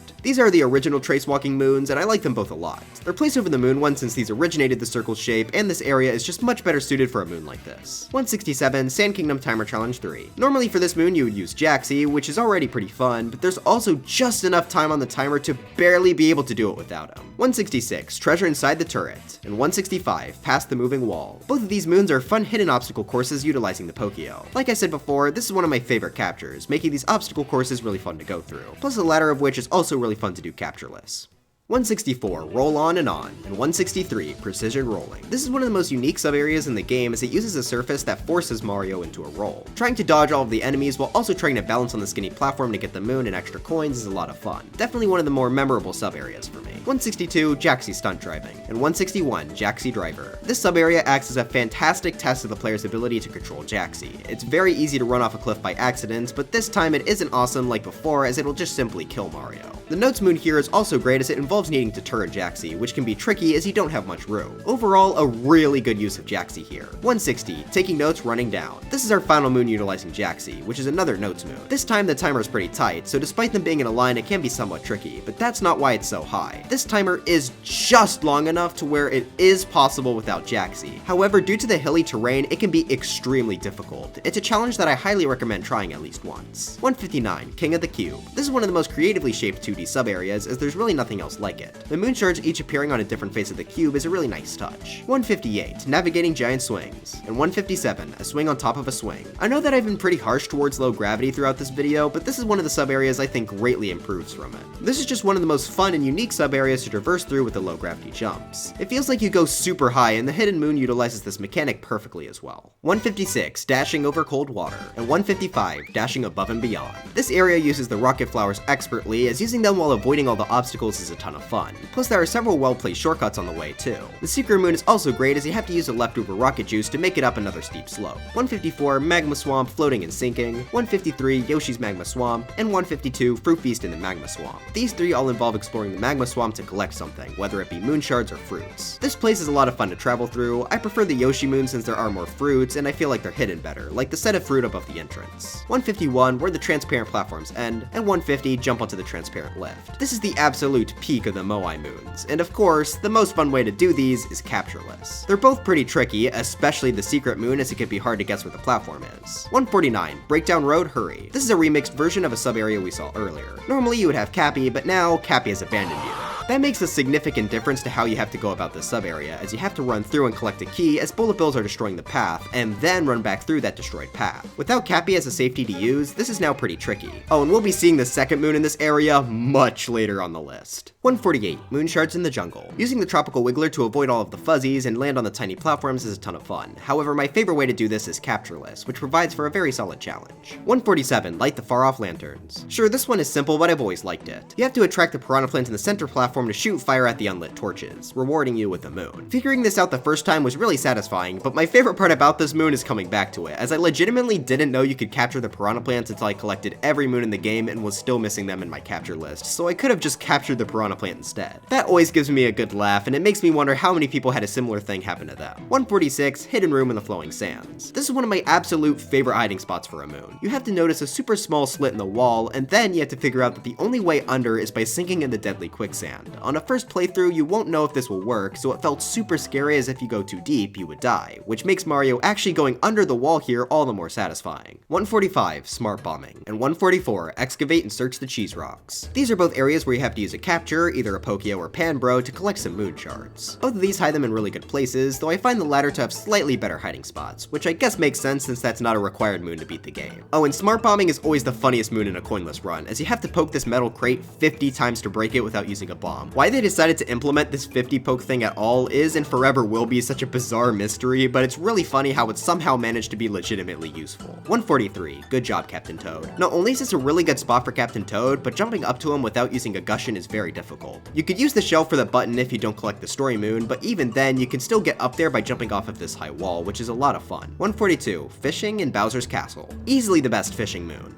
Well, on a technicality. Bowser's poison area not only provides for a much more dangerous space to go fishing, but it's also significantly bigger than the other places we've been fishing in up until this point, making finding the big fish a good challenge. But the thing that truly puts this over the edge is the fact that you don't even catch a fish, but instead you catch Poochie from the Yoshi series for some reason. No clue why they decided to do that, but it's just so charming and such a great surprise that I had to boost it up. Speaking of Lakitu, we aren't done with him though, as he's featured in one more moon, 141, You're Quite a Catch, Captain Toad. This is one of Captain Toad's absolute best hiding spots. First off, you have to move Lakitu away from the water, and you'll find that you can actually go fishing in the sand, which is a super neat hidden detail. But the best thing is the fact that the fish you catch here is Captain Toad, who somehow managed to get buried in the sand. This is another moon where the charm is just off the charts. I really love this one. 140, Inside a Block at the Gate. This one has one of those breakable crates again, though this time it's far away from any bombs that are used to destroy them. That means you have to think about climbing up a bit of the kingdom and sniping the box from a long distance, which is just so much fun to do successfully. 139, Jumping from Flag to Flag. This is a really good spot to place a key, as many players might not even think you could grab onto these flags. Due to how they're placed and how they move as well, it can be somewhat tricky to jump between them. Combine that with all this taking place over the void, then we have a pretty good setup for a challenge. 138, Yoshi on the Sinking Island, and 137, Fruit Feast on the Sinking Island. This is another dark side version of a sub-area, though this is one of the few times where I actually prefer the original, so we'll talk more about that when we get there. 136, Fly Through the Narrow Valley, and 135, Treasure Chest in the Narrow Valley. This is a good obstacle course to show off what the Gushin can do. The secret moon especially is placed in a really good place, as you have to try and make it through the normal poison tunnel that you would for the default moon with enough water to make it over the gap. I also really like the design of the room with the default moon. It's really unique, and just running around in there is decently fun. 134, Freezing Waterway, Hidden Room, and 133, Through the Freezing Waterway. This is another obstacle course for the Gushin, though this time it's on a 2D plane. I also find this one to be trickier, as both moons are placed far enough away to where you'll only barely have enough water to make it for each. The moving platforms needed to get higher with the Gushin are also pretty nice as well. 132, The Brutals are after some cooking. And 131, Flower Thieves of Sky Garden. It's finally time we start looking at some of the brutal fights, and we're gonna first start off with Spewart. In his fights, he'll spit out poison, and Mario will have to jump on his head without getting hit, causing Spewart to go into his hat and bounce around the arena, leaving a trail of poison before continuing. Now, one thing I absolutely love about Mario Odyssey's boss design is just like the game itself, they were designed to have fast strats to make multiple playthroughs more enjoyable. Spewart has the lamest skips of the brutals though, where all you have to do is jump on his hat when he goes inside. But still, those shortcuts go a long way in making these moons more enjoyable. Oh, and also he's the only one to not really change between fights. All that's different is the arena shape, which is lame compared to how the others get updated. 130, Dust Up in New Donk City, Rematch. In this rematch, you now have to fight against 2 Mecha Wigglers as opposed to the one in the original fight. I do really like this concept. It's a shame that fighting the Mecha Wiggler using the Sherms is still quite tedious, but regardless, this is a great change.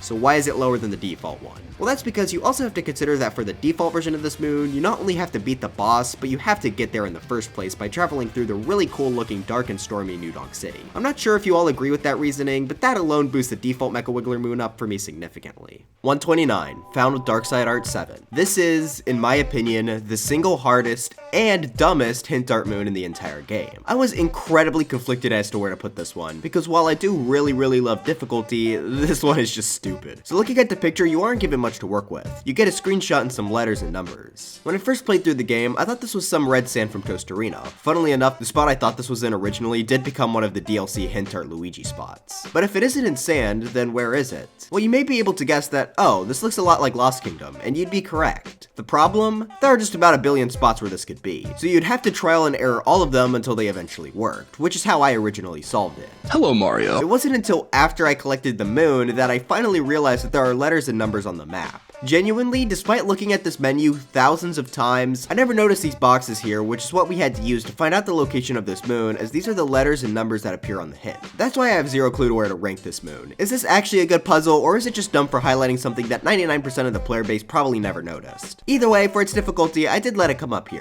but it still makes me angry. Anyways, back to some other moons. We have 128, Brutals over the lake, and 127, the Snowy Mountain Barrier. These are the two fights against Rango. Basically what you have to do is use his hat against him by hitting it and then jumping on it to glide down on his head. From there, you have to avoid him while he's jumping around in his hat to then repeat the cycle until he dies. I'd say he's the hardest of the main four Brutals, which certainly helps him out, but one other thing I like are his skips. For one, you can't jump on him while he has his hat on, but if he takes it off, you could just barely hit him with a triple jump. Additionally, you could jump on his hat while he's inside of it, stun him, and make him return to his normal phase. If you manage to chain these together, then you get a really satisfyingly quick boss fight, which is what puts him above Spewart. He does lose a few points for his hat being a bit too hard to jump on if you mess up the setup, like seriously, you could be on top of it and the game will make you take damage, but other than that, this is fantastic. 126, Cap Kingdom Regular Cup, and 125, Cap Kingdom Master Cup. Now we're getting to some of the better Koopa freerunning moons. I like jumping off the cap tower to start. It's a lot of fun and can be satisfying to improve your time in. I do find the movement to be a bit more boring for the rest of the time, but it's still pretty solid. 124, Mushroom Kingdom Regular Cup, and 123, Mushroom Kingdom Master Cup. This one is a lot more solid throughout the whole thing. We get to utilize rocket flowers, which is really fun. Optimizing the route here is a ton of fun too. The only thing holding this one back is that it's super short, making it pretty difficult to improve on, but it's at least very quick to retry. 122, Found with Mushroom Kingdom art. This is probably my favorite looking hint art. The puzzle here is great as well, where you have to find the spot in the kingdom where looking at the cap tower has the moon behind it like this. The only thing is I feel the spot is a bit too small due to how many angles this can be viewed at, but it's still a great puzzle regardless. 121, Found with Darkside Art 2, and 120, Found with Darkside Art 9. These two are also good puzzles that require a bit of thought. It's not immediately obvious where they are, but it's also not too hard to figure out like old C4 back there. I put these two above the last one since the spot they're located in is a lot less finicky, though I do like Mushroom Kingdom's art puzzle better. 119, A Successful Repair Job, and 118, Powering Up the Power Plant. These are both puzzles where you have to move a block in just the right way to make the hole at the bottom fit into the end tile. I have a lot of fun doing puzzles like this, which is why I enjoy doing both of these moons. 117, Loose Tile Trackdown. This is one of the most unique moons in the game. Basically inside of Peach's castle, you'll notice that one of the tiles is poking out above the rest. Ground pounding on it will cause another to appear and you need to hit them all until you get the moon. I always really enjoy doing this one. It's super different from anything else, and sometimes the tile can actually be quite difficult to spot. You'd think it'd be easy, but they do a good job of hiding most of these. 116, Seaside Kingdom Timer Challenge 1. This is technically my favorite timer challenge in the game. It's first of all hidden extremely well, being beneath a crack of the Seaside Kingdom floor. Secondly, this timer challenge starts on the outside before entering the 2D sub area, which is a pretty good idea, but on top of that, the timer is pretty strict here as well, which all builds to this being a fantastic moon. I did say that was only technically my favorite timer challenge though, as now we need to look at our next moon, 115, Glowing in the Deep Woods. I'm not sure why this isn't called a timer challenge, but regardless, this is really good. The main thing here is that you have to go across a large amount of the deep woods. However, there's no path leading to the moon, and the cutscene showcasing it off can be somewhat tricky to follow. Due to how dark it is, you can't really see the moon either. You just have to hope you're running straight to it. That in of itself is a great concept, but on top of that, this is one of the most strict timers in the game, so if you don't head straight to it, you'll likely have to try again. Kinda funny how much higher this guy's placed than every other Deep Woods moon, huh? 114, Taking Notes on Top of the Wall. This has Mario roll along a wall to collect some music notes, though it's very skinny and falling off will mean there's no coming back. It's a lot of fun to try and keep your balance, and sure there's no risk of death here since you'd be falling into the deep woods. but there are some fates far worse than death. 113, Mario signs his name. This one is simple, sure, but the unique letter captures made for this specific moon are a lot of fun to run around with. 112, Secret Path to Peach's Castle. Not only is the painting placed in a solid spot in Luncheon, but the whole place you get sent to is fantastic as well. It serves as a reference to Yoshi's house in Super Mario World. Heck, even the star is placed in a spot where you actually have to jump to it instead of just giving it to you right away. Also, I legit didn't know until some of you commented on my Mushroom Kingdom video that you're supposed to put out the fire in the chimney and wall jump up. I always got it from the outside, which is way trickier. 111, pops out of the tail. Based on what you have to do to get this moon, it really shouldn't be this high up. All you have to do is throw Cappy onto this tree's tail. What makes this place so high up though is that the tree actually acts as a really unexpected reference to Super Mario 3D Land. I was super happy when I found this for the first time, as I was completely not expecting it. 110, light from the ceiling. And for our last sort of reference moon for now, we have one inside of Peach's castle, requiring you to look up at the ceiling. This is an excellent, though pretty obvious reference to Mario 64 and how you have to enter the Tower of the Wing Cap stage. This is the only moon collected like this in the game, which makes it pretty cool in my opinion. Honestly though, I would have been surprised and sort of disappointed if this wasn't here. 109, the glass is half full. Now we finally get to see the actual Mollusk Glanceware boss fight after seeing its version in the Mushroom Kingdom several hundred places before this. I like this variant much more than the Mushroom Kingdom version because it's really cool having a boss fight take place over the entire kingdom, and since the gushing could run out of water this time, there's actually some difficulty in this fight. 108, get some rest, Captain Toad. This is absolutely one of my favorite hiding spots for Captain Toad. The hole in the wall is placed off the path in a very hidden spot, so making your way over to it using the Tropical Wiggler is a lot of fun. My favorite way to collect this moon though is easily doing it captureless. Due to how small the hole is, the jump can actually be quite difficult, making this one really fun to go back to. 107, the spinning maze open. Once again, this is another moon that's hidden in a really good spot. I really like how you have to notice that there's a hole in one of the spinning platforms, and that you have to spin it to the correct position. It's not really a difficult puzzle, but it's one I like a lot. 106, hidden among the push blocks. Much like the last one, this is purely here due to where it's placed. I really like when moons are hidden inside of indents and moving surfaces like this, and this is the best example of that since you have to find it quickly before the platform moves underneath you. 105, hidden room in the inverted pyramid. This is one of my favorite hiding spots for any moon in the game. It makes total sense for the pyramid to have a hidden treasure room, and placing it where these moving walls are is genius. It's sort of like the flowing sands moon we mentioned before, where we have a chance of death for trying to go in here due to it possibly crushing us, making the reveal of the moon here so much better. 104, on the eastern pillar. This moon is placed inside of a breakable block, so Mario is required to do a little puzzle solving to figure out that he needs to use a bullet bill to break it. The problem? Well, this block is really far away from the nearest bullet bill. Simply capturing it and flying over won't give you enough gas to make it. What you have to do is bring the bullet bill away from its launcher and then capture it, as the gas will not be used up if Mario isn't using it. This is a very unique puzzle using the bullet bill's timer that isn't really used anywhere else, which is why I like it. 103, found with Darkside Art 8. This is another Find the Difference hint art moon, however unlike the one seen in Lake Kingdom, this is much more difficult as the change is super incredibly small. I mean, just look at how much is here. Are you all able to spot it? That's right, Herobrine is hiding in one of the 102, found with Seaside Kingdom art. This is in my opinion the best hint art in the game, as it's just perfectly balanced in how difficult it is. Just by looking at it, the kingdom the moon is in isn't really clear at all, which is quite different from most of the other hint arts we talked about. This will likely make the player try to look around for the word in some kingdoms, which just so happens to be on one of the roads in Metro. I really like where this one is placed, and the puzzle here is actually a good one. 101, lost in the tall trees. This has always been a moon that I personally have really liked. First off, this is hidden in a pretty good spot, being placed in a crate high up out of reach in one of the trees. Now the way I first got this moon was by seeing it and then warping up to the top of the observation deck to use Glidon to reach it, which took a few tries since the leaves made it hard to see. It was only after I finally made it to the crate, broke it, and the moon flew over to the other side that I realized that the main way you're supposed to get this moon is with the Sherm capture. This was the moon on my first playthrough that really made me appreciate just how many options each and every moon in the game has to get it. Maybe for you all personally this would place lower, but for me, I just really appreciate what this moon did for making me realize just how great this game is.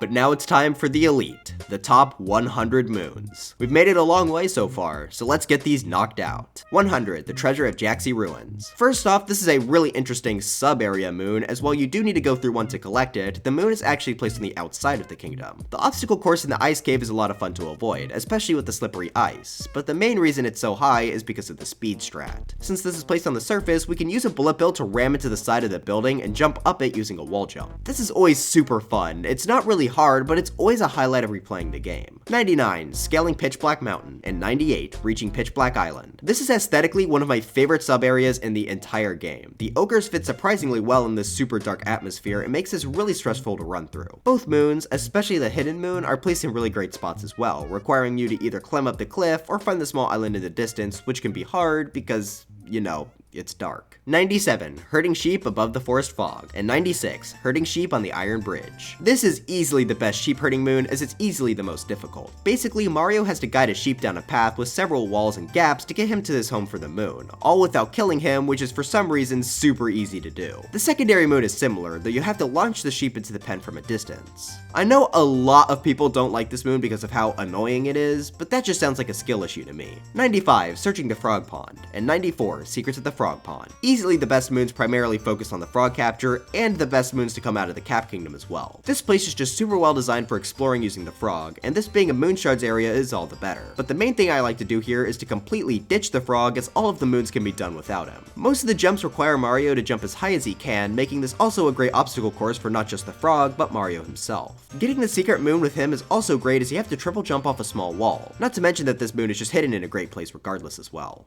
93, Edge of the Galaxy, and 92, Center of the Galaxy. This combines both the low gravity of the moon and some wacky gravity to make it a really great sub-area. Moving through here is always a lot of fun, and the overlapping gravity can be pretty fun to go through. 91, Moon Shards in the Sea. Atmospherically, one of my favorites in the game. The deep and dark ocean is somehow both relaxing and kind of unnerving. As for the moon itself, since you need to leave Cappy behind, this area is a lot more tense as you go around trying to get the 5 moon shards while also making sure you don't drown. The appearances of the eels as obstacles add even more to both the difficulty and the great atmosphere of the sub-area. 90, Above a Strange Neighborhood, and 89, Strange Neighborhood. The concept behind this sub-area was always really funny, just being a bunch of buildings from Toast Arena Town flying in space. Normally what you have to do is go across them while making sure to not die due to their spin. They can actually be decently tricky to move on, but it's also made harder by the fact that you leave Cappy behind at the start. Well, that would be the case had the gap actually not been crossable with a Cappy jump. This is actually easier than you may think as well, making this one of my favorite sub-areas due to how we can bring Cappy along despite him normally being stuck at the start. 88, Path to the Secret Flower Field. This uses the Sherms to destroy a Bowser Bomb dispenser in order to get into the fight with Torque Drift. I like how the entirety of Steam Gardens has been overrun by Sherm now to show that there's an actual battle going on here. But the absolute best part of this moon is the fact that we get to listen to Steam Garden Sherm, one of my absolute favorite songs in the game that only appears for like 2 moons. This song is so underrated. 87, Elevator Escalation. 86, Elevator Blind Spot. And 85, Sharpshooting Under Siege. All 3 of these use the Sherm tanks in a really great way, and the first sub area we have to go through several waves of enemies, which is a lot of fun and perfectly fitting of the capture. The latter 2 moons though both use the Sherm to break really far off blocks to get a moon, which I think are all fantastic hiding spots. 84, Off the Beaten Wire. This is one of my favorite spots for a moon, which is why it places so much higher than the other moon in this sub area. This area is all about the spark pylons, and fittingly, the hidden moon uses it in a creative way. During the sub area, there's a long portion where you just ride a spark pylon over a building to get to another section. However, you may be able to notice that there are a few crates on top of the building. It's quick, but if you uncapture and destroy the crates, you'll be rewarded with a moon. This is a super good spot. There are several other places they could have put the extra moon in the sub area, which would have been decent, but I'm so happy they took the more creative approach with this one. 83, Hot Hot Hot from the Campfire. This is a fun little puzzle moon. First you have to notice that there's an unlit campfire, and then you have to think that it could be lit by a far off fire bro. Since the closest one is high up on a cliff, this opens up the opportunity to try and snipe the campfire from super far away. Sadly, the fireballs do despawn, so you can't shoot it from the very top of the hill, but it's still a lot of fun to try and get it while falling. 82, Lanterns on the Gear Steps. This is like the last moon, though a lot more involved as you need to light several more torches, and you also have to light a torch by sniping it from far away, definitely making this an improvement. 81, Invader in Bowser's Castle, and 80, Invader in Sky Garden. These are both mini-boss fights against UFOs, and they're a lot of fun to take down. Normally it will spawn Goombas along with spikes, and Mario has to capture the Goombas to stack up and hit the top of the UFO without getting hit by the spikes. This by itself is fairly fun, but you can also try and fight it without using the Goombas, and it's suddenly a lot more interesting. Due to how they fly and where they spawn the spikes, it can be very difficult to jump on its head without getting hit, making this absolutely one of the most fun boss fights to return to, as it's a great test of your jumping abilities. Oh, and on top of all of that, the one in the Wooded Kingdom is the second moon to use the Steam Garden Sherm song. Truly a great package. 79. Showdown on the Inverted Pyramid. This is our first battle with the brutal Harriet, who has some of the best speedrun strats out of any of the bosses. However, before we even get to that, we also have to consider the whole Inverted Pyramid. This sub-area is really fun to travel through with its combinations of bullet bills and 2D movement. Or you can be based and not use a bullet bill, but hey, I'm not here to judge. When we get to the boss herself, she uses her hair to spawn in bombs to throw at the player. Normally you would have to hit the big bombs once she gets them stuck in the ground, however you can also time your cappy throws correctly to hit the small bombs back instead. Then when she enters into her hat, instead of waiting for her to finish, you can hit the bombs back up into her. Overall, a really satisfying boss fight to do quickly on top of the great sub-area. 78. City Gardening Rooftop Planter. This is easily the best seed moon in the game. As I stated earlier, the seed moons in New Donk City are more so focused on trying to figure out how to get a seed to a location while having limited movement. The pop for this moon is placed in a really tricky spot this time though. There are no easy trampolines to jump off of, so you have to get creative with your approach. I think this moon is one of the shining examples of how to do a mission in a game where you purposefully limit the player's movement, as this is still fun to complete despite that, and it's enhanced by the limited movement as it opens up for more puzzle opportunities. 77. Colossal Ruins Dash Jump. And 76. Sinking Colossal Ruins, Hurry. This is one of the best uses for the rocket flowers, requiring Mario to run on the side of a steep slope while also avoiding poison at the bottom and the several gaps in the path. Since the place is sinking as well, this moon is legitimately pretty difficult, especially the second moon where you have to not only grab a key, but also make a pretty long jump at the end. 75. Fork Flickin' to the Summit. And 74. Fork Flickin' Detour. While certainly nowhere near as difficult as the last sub-area, I like this one a ton just for how fast-paced it is. Both the Volbonin and pole captures are great because launching Mario at high speeds is super fun, and getting to chain several of these together here is fantastic. 73. Jizo in the Hidden Room. And 72. Jizo's Big Adventure. This is another great puzzle area that involves using the Jizo capture. Normally you have to bring them from all sides of the map so that you can hold some P-switches in place, which is a lot of fun by itself. An alternate thing you can do though is using a combination of smart Jizo placement and jumps, you can actually skip most of the puzzles and get both moons using only a few Jizo, which is a fun fast strat to throw on top of the puzzle. 71. Searching Hexagon Tower. And 70. Center of Hexagon Tower. This is another set of Drybones moons, though I promise me being a big fan for him did not affect my ranking of these two moons. They're legitimately very good. Exploring the 6 sides for the moon shards and Hidden Moon are so much fun. This really uses the Parabone's flight ability fantastically, and it's a moon I don't see nearly enough people appreciate. The shards and key are all placed in really good spots, and each side of the hexagon feels unique to traverse as well. Comedy number up on the big screen, and 68 down inside the big screen. I always love me some references to 1-1 from the original Super Mario Bros.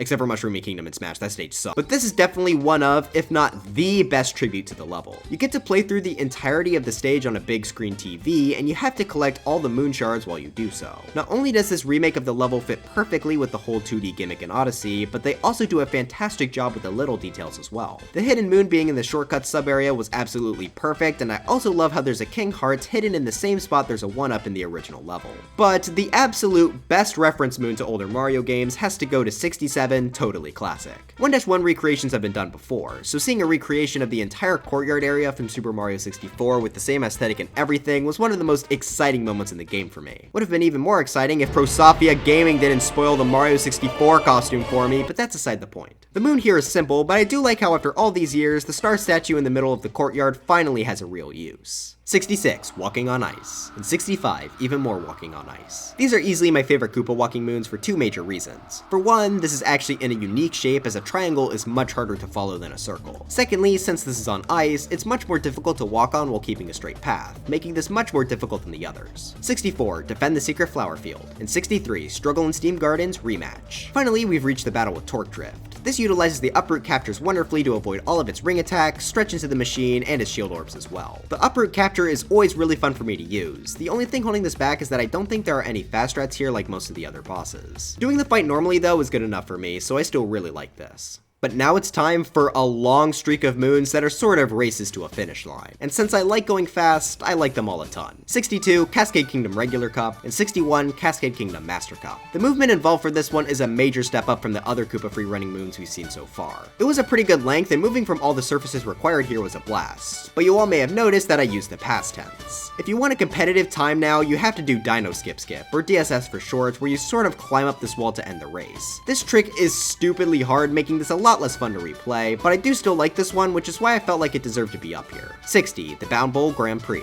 59, Snowline Circuit Class S. 58, Iceburn Circuit Class A. And 57, Iceburn Circuit Class S. These all use the Chivarian Racer capture to have you race against other Chivarians by bounding at just the right time in order to gain some speed. While sure the movement isn't as good as just Mario's normal movement, it's still a ton of fun to do and are unique challenges for if you get bored of Koopa freerunning. Oh, and also the Iceburn Circuit Class S is genuinely one of the hardest moons in the game, probably top 10 if not top 5. 56, Vanishing Road Rush. 55, Vanishing Road Challenge. 54, Motor Scooter Daredevil. And 53, Full Throttle Scooting. All 4 of these take place on the Vanishing Road, though the first set are remix versions found on the dark side. In the Metro version, you would use a motorcycle to go across disappearing surfaces, which is a lot of fun, especially since the jumps are fairly tight and the timers are pretty strict. The dark side though takes a really unique spin on this, removing the motorcycle and forcing the player to roll across the entire thing instead, making it even more difficult to move across quickly. So with that said, why is the Metro Kingdom one higher? Well, in order to make this challenge actually reasonable on the dark side, the timer is actually a bit longer on each segment than in Metro. However, even with Metro's shorter timer, it's still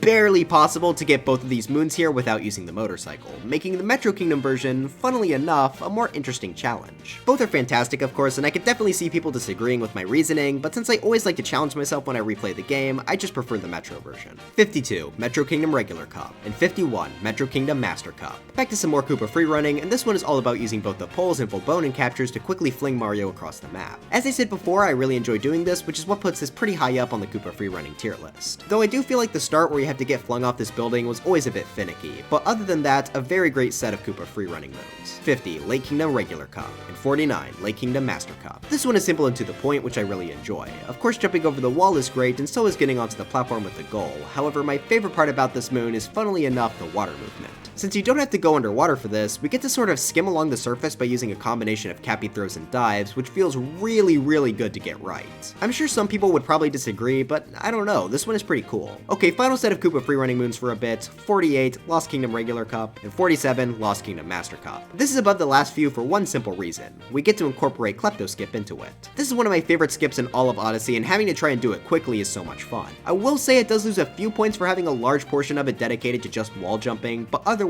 the movement up the mountain is great, and when you get onto the mountain, spin pounding on the switch feels great as well. 46, the Rooftop Lantern, and 45, Diving from the Big Pot. These are both super creative and fun moons to collect. So you may notice that there's a pot here, and if you remember the sub area from earlier on the list, you'll know that you'll have to put a lava bubble in there to get the moon. The only problem is, this pot is entirely landlocked, with no lava and let alone a lava bubble nearby. This means that the only way to complete this is by jumping off the volcano.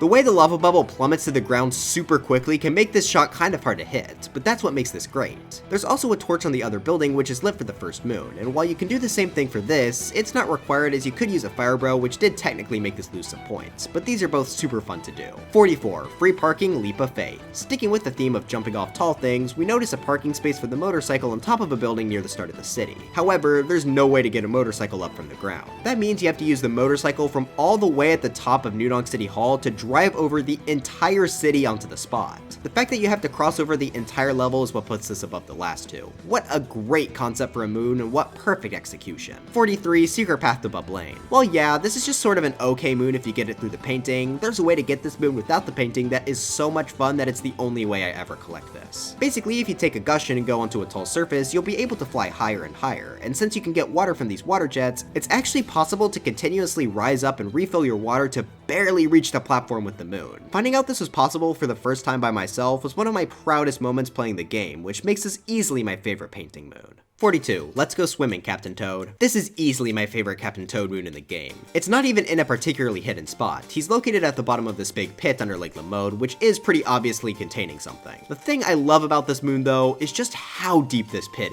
is. When you first go inside of it, it's extremely difficult to tell how deep it goes, but either way, you assume that you can make it so you start ground pounding. But as your breath decreases, you start to think that maybe this was a bad idea. Then you start getting hit, and you may even consider going back up. However, you're far too deep to stop now. Just as it's beginning to look hopeless, you finally get out of the tunnel with only 1 HP left, and you're just barely able to make it to the room with Captain Toad and collect the moon. This is, in my opinion, the absolute most tense moon in the game. The fact that you don't really know exactly how long you have before you drown makes collecting this moon one of the most intense moments in a Mario game. Now yeah, you are technically supposed to use a Cheep Cheep here, but since the developers made this tunnel just long enough to allow Mario to make it with just a few seconds to spare, it makes this one of the most memorable moons in the game for me. 41. Fly to the treasure chest and back. This is just hidden in a really good spot. The fact that you have to think about bringing a bonsai bill all the way over to the start of the moon cave is really great. The distance is so far that it really tests the limits of how far it can go. Easily my favorite moon in the Moon Kingdom. 40. Secret 2D treasure. This might just be the hardest moon in the game, at the very least the hardest 2D moon. This requires Mario to stay within 2D backgrounds, as if he goes outside of it, he'll become 3D and die instantly. While yeah, this can be seen as a bit slow, I personally think the scrolls go at a good enough pace to make this pretty intense. Seriously, if you haven't tried this moon, it's kind of hard to describe how difficult it is, so you really have to try it for yourself. 39. New Donk City's pest problem. We already talked a bit about this guy during the Mushroom Kingdom rematch section a few entries ago, but I like this guy a decent amount. Fighting him can be a bit annoying, but the aesthetic of the nighttime city, the climb up the New Donk City tower, and of course the song all come together to make this still a great moon. Plus, fighting him in all honesty is not that bad. He's pretty good difficulty wise. It's just kind of hard to do quickly because if you miss a cycle, you lose a ton of time. 38. Nice shot with the chain chomp. And 37. Very nice shot with the chain chomp. This sub-area utilizes the chain chomps in a really creative way, making the sub-area based on sending them into each other so they ricochet into the target. I always have a lot of fun figuring out the right angle, and I also find it fun to try and jump over the chain chomps to just capture the one at the end. Oh, and the hidden room is also really well placed. I remember having a hard time trying to find this on my first playthrough. 36. Aim poke. And 35. Poke roll. This uses the mechanic of the Pokeo launching bombs introduced in Bowser's Kingdom, and it does so excellently. It's decently difficult to hit the bombs into the right spot without exploding yourself, and of course, the secret moon is super entertaining to get as you have to launch a bomb along the side wall of the sub area. This is a perfectly executed moon. 34. Waves of poison, hopping over. And 33. Waves of poison, hop to it. So you remember how I said the frogs in the moon shard room were my favorite moons using the frogs? Well, I lied. I kind of forgot about these two.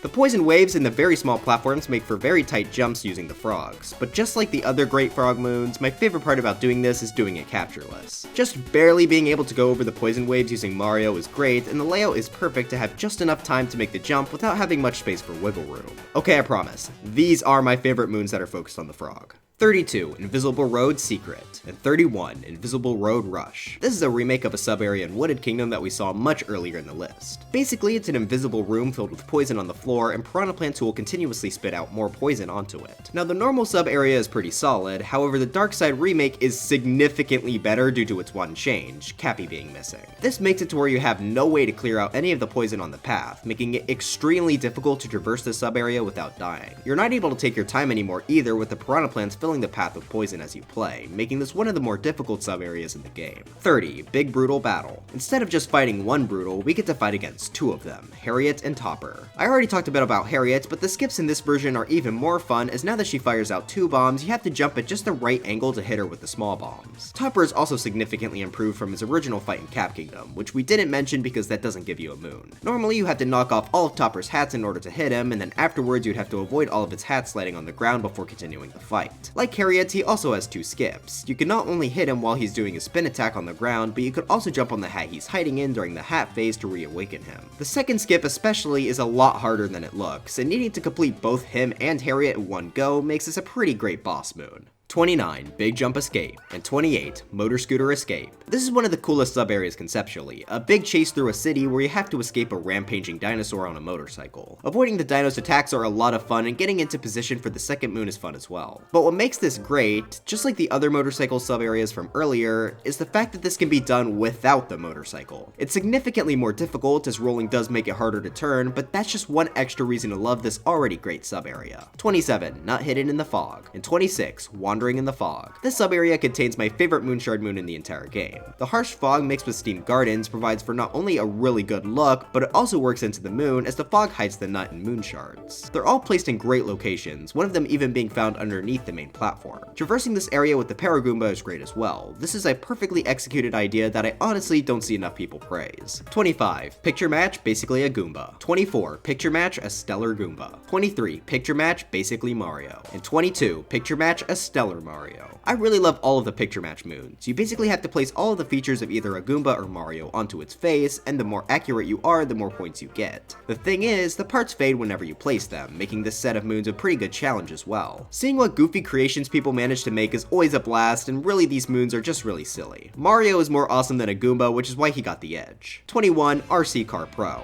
and 20, RC Car Champ. It's kind of hard to explain, but just the setup of the racetrack and how the RC car is controlled makes this just a super fun one to grind down and get a good time for. Trying to cut the corners better without hitting walls is a lot of fun. I also feel like it's the perfect time length to make it feel like there's always room to improve, but also make it really fun to replay over and over again. 19, Luncheon Kingdom Regular Cup, and 18, Luncheon Kingdom Master Cup. Climbing up the cliff here is surprisingly fast paced. Just looking at how much distance you need to cover here, you would not expect this one to be as quick as it is. First off, you have to climb up on top of the starting area, and then jump over to the main cliff, and from there you get to use some Bolbonans and briefly a lava bubble to reach the end. My favorite part though is throwing Cappy at this wall. Since it's technically a really steep slope, he'll actually go upwards upon hitting it to where you can capture another Volbonan to finish. If executed perfectly, this can all be completed in less than 10 seconds. This one will always be super impressive to me. However, it's still only my second favorite set of Koopa freerunning moons, as the best Koopa freerunning moons go to 17, Wooded Kingdom Regular Cup, and 16, Wooded Kingdom Master Cup. I love jumping off the fairly high starting area and down into the main area. Jumping off the fence and falling down is just so much fun. Parkouring around all of the obstacles in Wooded and even using the uproots to get to the end is also super rewarding as well. It's sort of hard to explain why it's my favorite, but I just love it a ton. Easily the one I've grinded down the most. 15, The Hole in the Desert. This is our first boss fight against Knuckle-Tech, but before we get to him, we have to go through the Nighttime Toast Arena first. I love how this place looks during the night, and the mummies coming out of the ground make traversing the desert legitimately quite dangerous. Once you actually manage to get into the hole, you have a neat little obstacle course through the ice-covered underground where you have to ride a bullet bill into the boss fight arena. The boss fight itself is also fantastic. Dodging all of the attacks from its hands while leading them into icicles is great. Flying at Knuckle-Tech using his own fist is always super fun. It's also a great way to build off the bullet bill capture,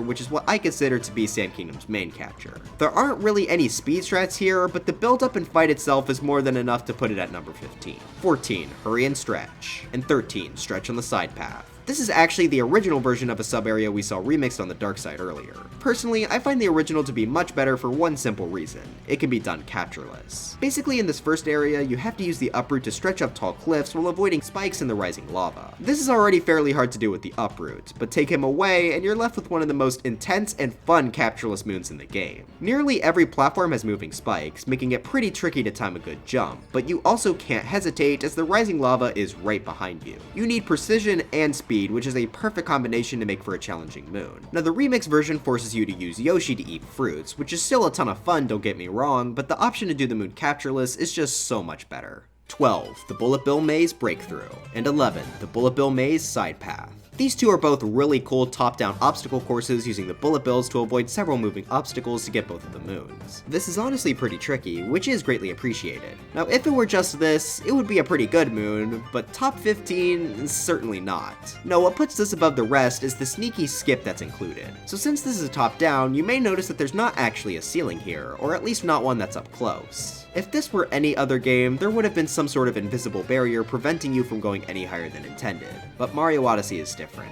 You are actually able to go on top of the wall and entirely skip the bullet bill for both moons. This is such a fun little skip and I love it a ton, which certainly boosts these moons as I was super hyped when I first found this. But that's still not why I decided to put these so high. Hiding up on this roof is a giant pile of coins. When I saw this for the first time, I was genuinely shocked. Not only did the developers let me go up here to essentially skip their level using the skills provided to me by the game, but they actually rewarded me for it. I'm so happy I was able to discover this coin pile for myself, because I think this was the moment I genuinely fell in love with the game. This is what made it clear for me that Mario Odyssey was the greatest game in the Mario series and the greatest game I've ever played. Finding this is what inspired me to continue playing this game for the hundreds of hours that I have. I know it may seem silly to some of you to get so attached to like 150 coins, but it's really about what they represent. Wow, I genuinely got super emotional about these moons. I guess it may be confusing as to why these aren't number 1 and number 2 then, huh? Well, I just felt like it would be a bit unfair since they do become really easy with this skip, but these two are probably the moons I have the strongest emotions attached to. But now, it's time for the top 10.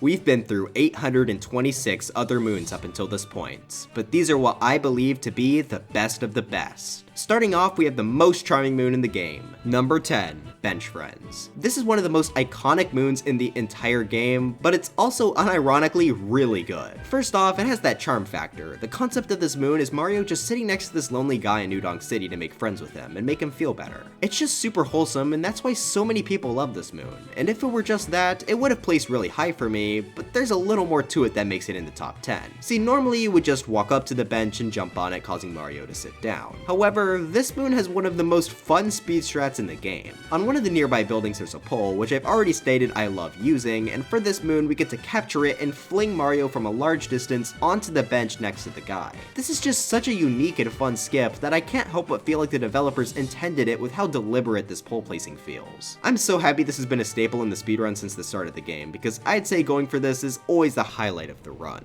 Number 9, Breakdown Road Final Challenge. This is our final non-story or boss fight moon on the list. This moon is considered by most people to be the absolute hardest in the game, and I can honestly agree with that. This is the secondary moon of one of the Darkside sub-area remakes, so I think it's only fair to look at the original moon. Normally in the sub-area you would have Cappy, so what you would need to do is capture a bonsai bill at the bottom and fly it over to the other side. This is pretty simple, however in the remake you of course don't have Cappy to help you, so how would you do this moon? Well, they were nice and added a few blocks at the bottom that Mario can jump across to attract the bonsai bill over to the moons. However, these blocks are placed in such a way that jumping between them is stupid hard. You don't have any time at all to stop moving, which means you have to long jump as fast as you can across these. But the blocks are so small and spread out that it's super easy to either bonk on the block or delay your jump too much to the point where you end up falling off. You have to be perfect with your long jump timing, and you have to do that several times to make it across. The sheer difficulty of this moon makes it one of the most infamous and iconic challenges in the game. Truly, it earns the Final Challenge name. Number 8, Multi-Moon atop the falls. This is the first encounter with Madame Brood, and everything about this fight is great. I talked about it in my Cascade Kingdom video, so I'll try to keep this one short. For one, there's the build-up to the fight itself, providing an introduction to the 2D segments, and even giving the player the opportunity to try out the dino capture. That's great and all, but the best part of the build-up is skipping it entirely. Using what probably is Mario Odyssey's most famous skip right next to Moon Skip, Dino Skip lets us use the dino capture to jump on a trampoline, uncapture it, and then dive into the arena. This is always so much fun to do, but there's also a whole boss fight ahead of us. Madame Brood uses her pet chain Chompikins to try and eat Mario. However, we're able to knock the hat off and send it flying back into Madame Brood, perfectly building off of the chain chomp capture from the first moon of the game. She'll then try throwing chain Chompikins at Mario before looping back to how she started. This is a really fun fight to run through, but this also is one of my favorite speed strats. If you jump on chain Chompikins during her throwing phase, it'll get stunned, allowing Mario to throw Cappy at it quicker. However, if you use a setup like this where you throw Cappy, walk away, and then backflip, you can stun it, have Cappy return to Mario hitting the hat off of it, and then throw Cappy again to capture it all before touching the ground. This feels super fast to do and is always quite fun. Again, I talk about this a bit more in my other video, but I like this a lot for having a great build-up and great skips during the fight. Number 7, Arrival at Rabbit Ridge. This is the main story moon of the dark side, being a big gauntlet where you fight against all 4 of the Broodals and a Mecha Broodal in a series of fights with only 1 heart refill on the journey, and if you die, you have to restart from the very beginning. Safe to say, this moon gets quite tense as it's fairly easy to take a hit or 2 in each fight. I'm super happy they gave us a chance to have a mini boss rush, and it's for the most part executed pretty well, but there is one problem I have with it that makes it not place higher. Since this takes place on the moon, all of these fights sadly have low gravity applied. That can make fighting them somewhat less fun or easier than their normal gravity variants. However, for the difficulty and concept alone, this has to place highly on the list. Plus the low gravity does work to make these fights all unique from their original counterparts. Number 6, Tussle and Toast Arena Rematch. While this is not technically the highest ranked Mushroom Kingdom rematch, I think this easily got the best change out of any of them. Now during the fight, not only do you have to worry about Knuckle-Tech's attacks, but mummies will also spawn from the ground, making this incredibly difficult to traverse without taking any damage, especially in the phases where you have to move around it quickly. This was such a significant difficulty change that it was able to bring this moon up to being far above its original, and this doesn't even have the build up to it like that one did. I think this might even be the single hardest boss fight in the game. I'm not entirely sure about it, but I definitely have died quite a few times fighting this guy. Number 5, a traditional festival. This is the most iconic moon in all of Super Mario Odyssey. This acts as the big conclusion to the New Donk City story, acting as not only a fantastic callback to the original Donkey Kong, even letting Mario face off against him near the end, but it also just acts as a great celebration of the game as a whole. The party aesthetic of the city is super unique to just this one moon, and it makes it feel so special. But of course, the thing that makes this the most iconic moon in the game is Pauline and her song Jump Up Superstar. This is one of, if not the most popular song in the Mario series, and for very good reason. It's an absolute banger and just fits the game so perfectly. This song and moon really made me happy that they brought Pauline back from obscurity, and despite her not originating in Odyssey, she really is the poster character for it, right next to Cappy. For its iconicity, fantastic song, and its references to Mario's past, this had to make the top 5. Number 4, Battle with the Lord of Lightning. And number 3, Rumble and Crumbledon, Rematch. The Lord of Lightning is such a cool boss, you guys. I'm sure you don't need me to tell you, as pretty much everyone agrees, but man, seeing this guy was such a surprise from a Mario game. He is so different from anything else in the Mario series, being a more realistic looking dragon as opposed to the more cartoony look of all the other bosses. Not only is his aesthetic fantastic though, but so is the boss. He'll shoot out several rings of lightning at the player which they'll need to avoid before slamming his head into the ground, causing more lightning shockwaves that can damage the player. From there, you have to pull swords out from his head before you can ground pound on him to repeat the process. This is always a highlight of a repeat playthrough. Both the aesthetic and mechanics make for both a super memorable and challenging fight. Trying to pluck all of the swords out of his head as fast as possible, or jumping between all the waves of electricity are just such fun challenges. The Mushroom Kingdom also has some pretty good changes, making the shockwaves go vertically and also covering the arena in a sheet of ice. Oh, and I cannot forget about the boss theme here either. Just an absolute banger, one of my favorites in the series. Number 2, Long Journey's End. This is easily the most in-depth moon in the entire game, which is fitting since it's also meant to be the big finale. Most 3D Mario titles up until this point have had a big final challenge level to cap off the game, and Odyssey is absolutely no different. This is a massive gauntlet taking you through several sections based on previous portions of the game. First, you have an optional boss fight against a UFO before jumping across some poles over lava. Afterwards, you face some moving hills, and then a pretty difficult lava bubble section where you have to try and avoid getting hit by the moon snakes. This is followed by a little uproot section and a freezing water segment where we have to avoid some fuzzies. Yoshi even makes an appearance for a bit where we get to scale up a conveyor and cross a flower path before getting to a timer challenge which we need to complete or else be pushed into lava. Then we get to use our POW Glide-On to avoid some fly guys. No, not the enemy fly guys. Great, now I gotta look up their names. See what you did? Oh, Urban Stingbees? Wow, I'm honestly surprised there's a Stingbee reference of all enemies in this game. Well anyway, we then get to use some Volbonans before entering into a foggy area with a moving platform. Burbos surround us as we make our journey through it, but we have to be careful, as missing a throw and hitting one of these ring generators will make this room much harder than it already was. There's then a fairly difficult portion of the level where you have to time a Pokeo Poke onto the moving platforms, where missing would be an instant death. Then you face Donkey Kong once more in a 2D segment before ending the level with a final chance to use the Bowser capture. As you all can tell by just how long the explanation of this moon was, yeah, there's quite a lot here. With so much to do, this gets to be a pretty intense moon, especially considering dying at any point means you have to restart from the very beginning. There are no checkpoints. There are a few hearts on the way, but other than that, you're left to face this gauntlet without much support. The long gauntlet alone would put this in the top 10 easily. However, there are a few things about this one in particular that make it exceptionally special. For one, just like the rest of the game, this moon is filled to the brim with small and very large shortcuts in order to beat it quicker. Some of the main ones include using this block and uproot to skip the fuzzy segment, going on top of the timer challenge platform to skip the timer challenge, but the biggest of them all is using Glide-On to glide completely over the sub area to jump straight to Bowser. What I really like about these skips though is that not only are they really fun to perform, but they're not freebies either. They're fairly difficult, so the challenge of the stage still remains intact. However, none of the gameplay even compares to what actually makes this moon number 2 for me. The actual ending. See, Bowser wasn't really how this ends. After getting past his portion, you get a thank you from the dev team, and then you get sent back outside on the moon. Unlike the other Mario gauntlets though, you aren't just instantly given the end of the stage after the thank you. Instead, you are met face to face with the New Donk City Hall on the moon's surface. Though this time it's monochromatic to match the atmosphere. You notice that there are frogs around you, and one last time you need to capture them, signifying the adventure coming full circle as they were the game's very first capture. You scale the building as the quiet Honeyloon Ridge theme plays plays around you, an oddly calming end after the massive gauntlet you just faced. Finally, you make it to the top and begin climbing the pole to the moon, the same spot where a different moon was located in New Donk City, but this time it's different. The pole is a lot longer than it was originally, and as you start to climb, a quiet music box gets to play and Cappy begins to speak. His speech here is filled with so much nostalgia about the journey he and you the player have had together, and it's genuinely one of my favorite moments in the entire Mario franchise. His final line is always perfectly timed for when the moon appears on screen. From there, all that's left to do is to hit the jump button and grab your prize.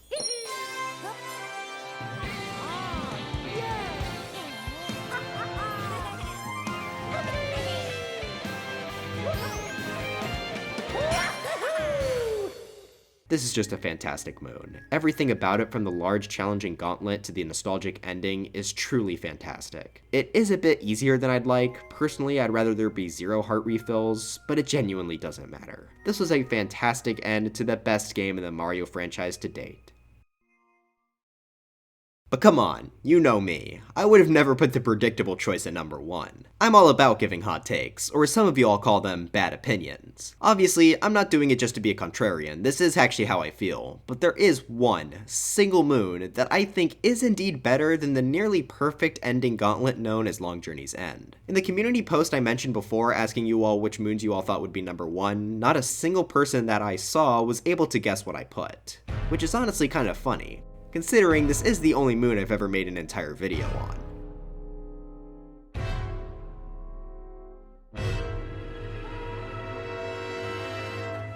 Number 1. Showdown at Bowser's Castle. This is, in my opinion, the single best designed boss fight in the entire Mario series, and it's honestly not even that close. Like I said, I made a 20-minute video purely focused on just this moon, so summarizing my thoughts here will be a bit tricky. Basically, this has the perfect combination of aesthetics, difficulty, and of course, speedrun strats out of any boss in the series. First off, the normal fight. The Robo Brood will shoot out bombs and Pokios toward the player, and you need to shoot at their metallic legs in order to break the coating to let Mario climb up them. From there, he has to knock out one of the Broodals before being knocked off himself. The second phase will have the Mecha Broodal march around a bit before firing the bombs, which could easily damage Mario. The third phase, the thing will become temporarily invincible and charge the player before shooting out damaging rings and continuing the stage like in phase 2. Finally, the last phase, yes, this boss requires 4 hits as opposed to the normal 3, is basically the same as the last one without the charge. With so many different attacks, this guy is incredibly difficult to defeat. I definitely died quite a few times here on my first playthrough. This makes the boss all the more rewarding when you finally beat him. Now, all of that is good, certainly enough for top 15, but number 1? How did it reach that high up? Well, it's simple. It has the best speedrun strats out of any boss fight. See, instead of landing back on the ground after hitting a Broodal, you are actually able to Cappy jump back onto the mech and try to hit another one. This is pretty hard though, as the boss is quite shaky, meaning you're likely to miss the Broodals and fall back down. Not to worry though, as they implemented another fast strat if you fall. See, on the first phase of the fight, there are metallic orbs on the side of the boss's legs, but after that they'll become wooden tiles, meaning you could just climb up them using a Pokio and attempt to hit them once again. You can repeat this for every hit and try to get the perfect boss fight, which is just about the most satisfying thing you can do in this entire game. Oh, and that's not even the only way to do this boss fast. As in the first phase, you can completely skip the Pokio by jumping up the side of the mech using very precise and tricky jumps. That's not even to mention how you need to ground pound this boss, making this perfect for spin pounds. Watching an expert do this boss is always such a great watch. It's incredible seeing all of this movement come together in one place, and I think that's just really emblematic of what I love about this game. Seeing yourself visibly be able to improve at this boss fight over time as you play the game more and more is something I don't really get much out of every single other Mario boss. That includes the rematch of this boss in Darkside, which I do consider to be a worse moon due to the low gravity, making the skips kind of brain-numbingly easy. I'm sure a lot of people would disagree with me because there are 5 boss fights as opposed to just the 1 here, but the low gravity really does hurt the rematches for me. But back to the main moon here, on top of all of this, the boss's theme absolutely slaps, one of the most underrated tracks in the Mario series. It's perfectly fitting for the aesthetic and even works outside of it as well. But yeah, for having the perfect balance of a hard difficulty, a fantastic aesthetic, and a lot of opportunity to show off Mario's fantastic movement, Showdown at Bowser's Castle, otherwise known as the Robo Brood boss fight, gets to take number 1 as the best moon in Super Mario Odyssey.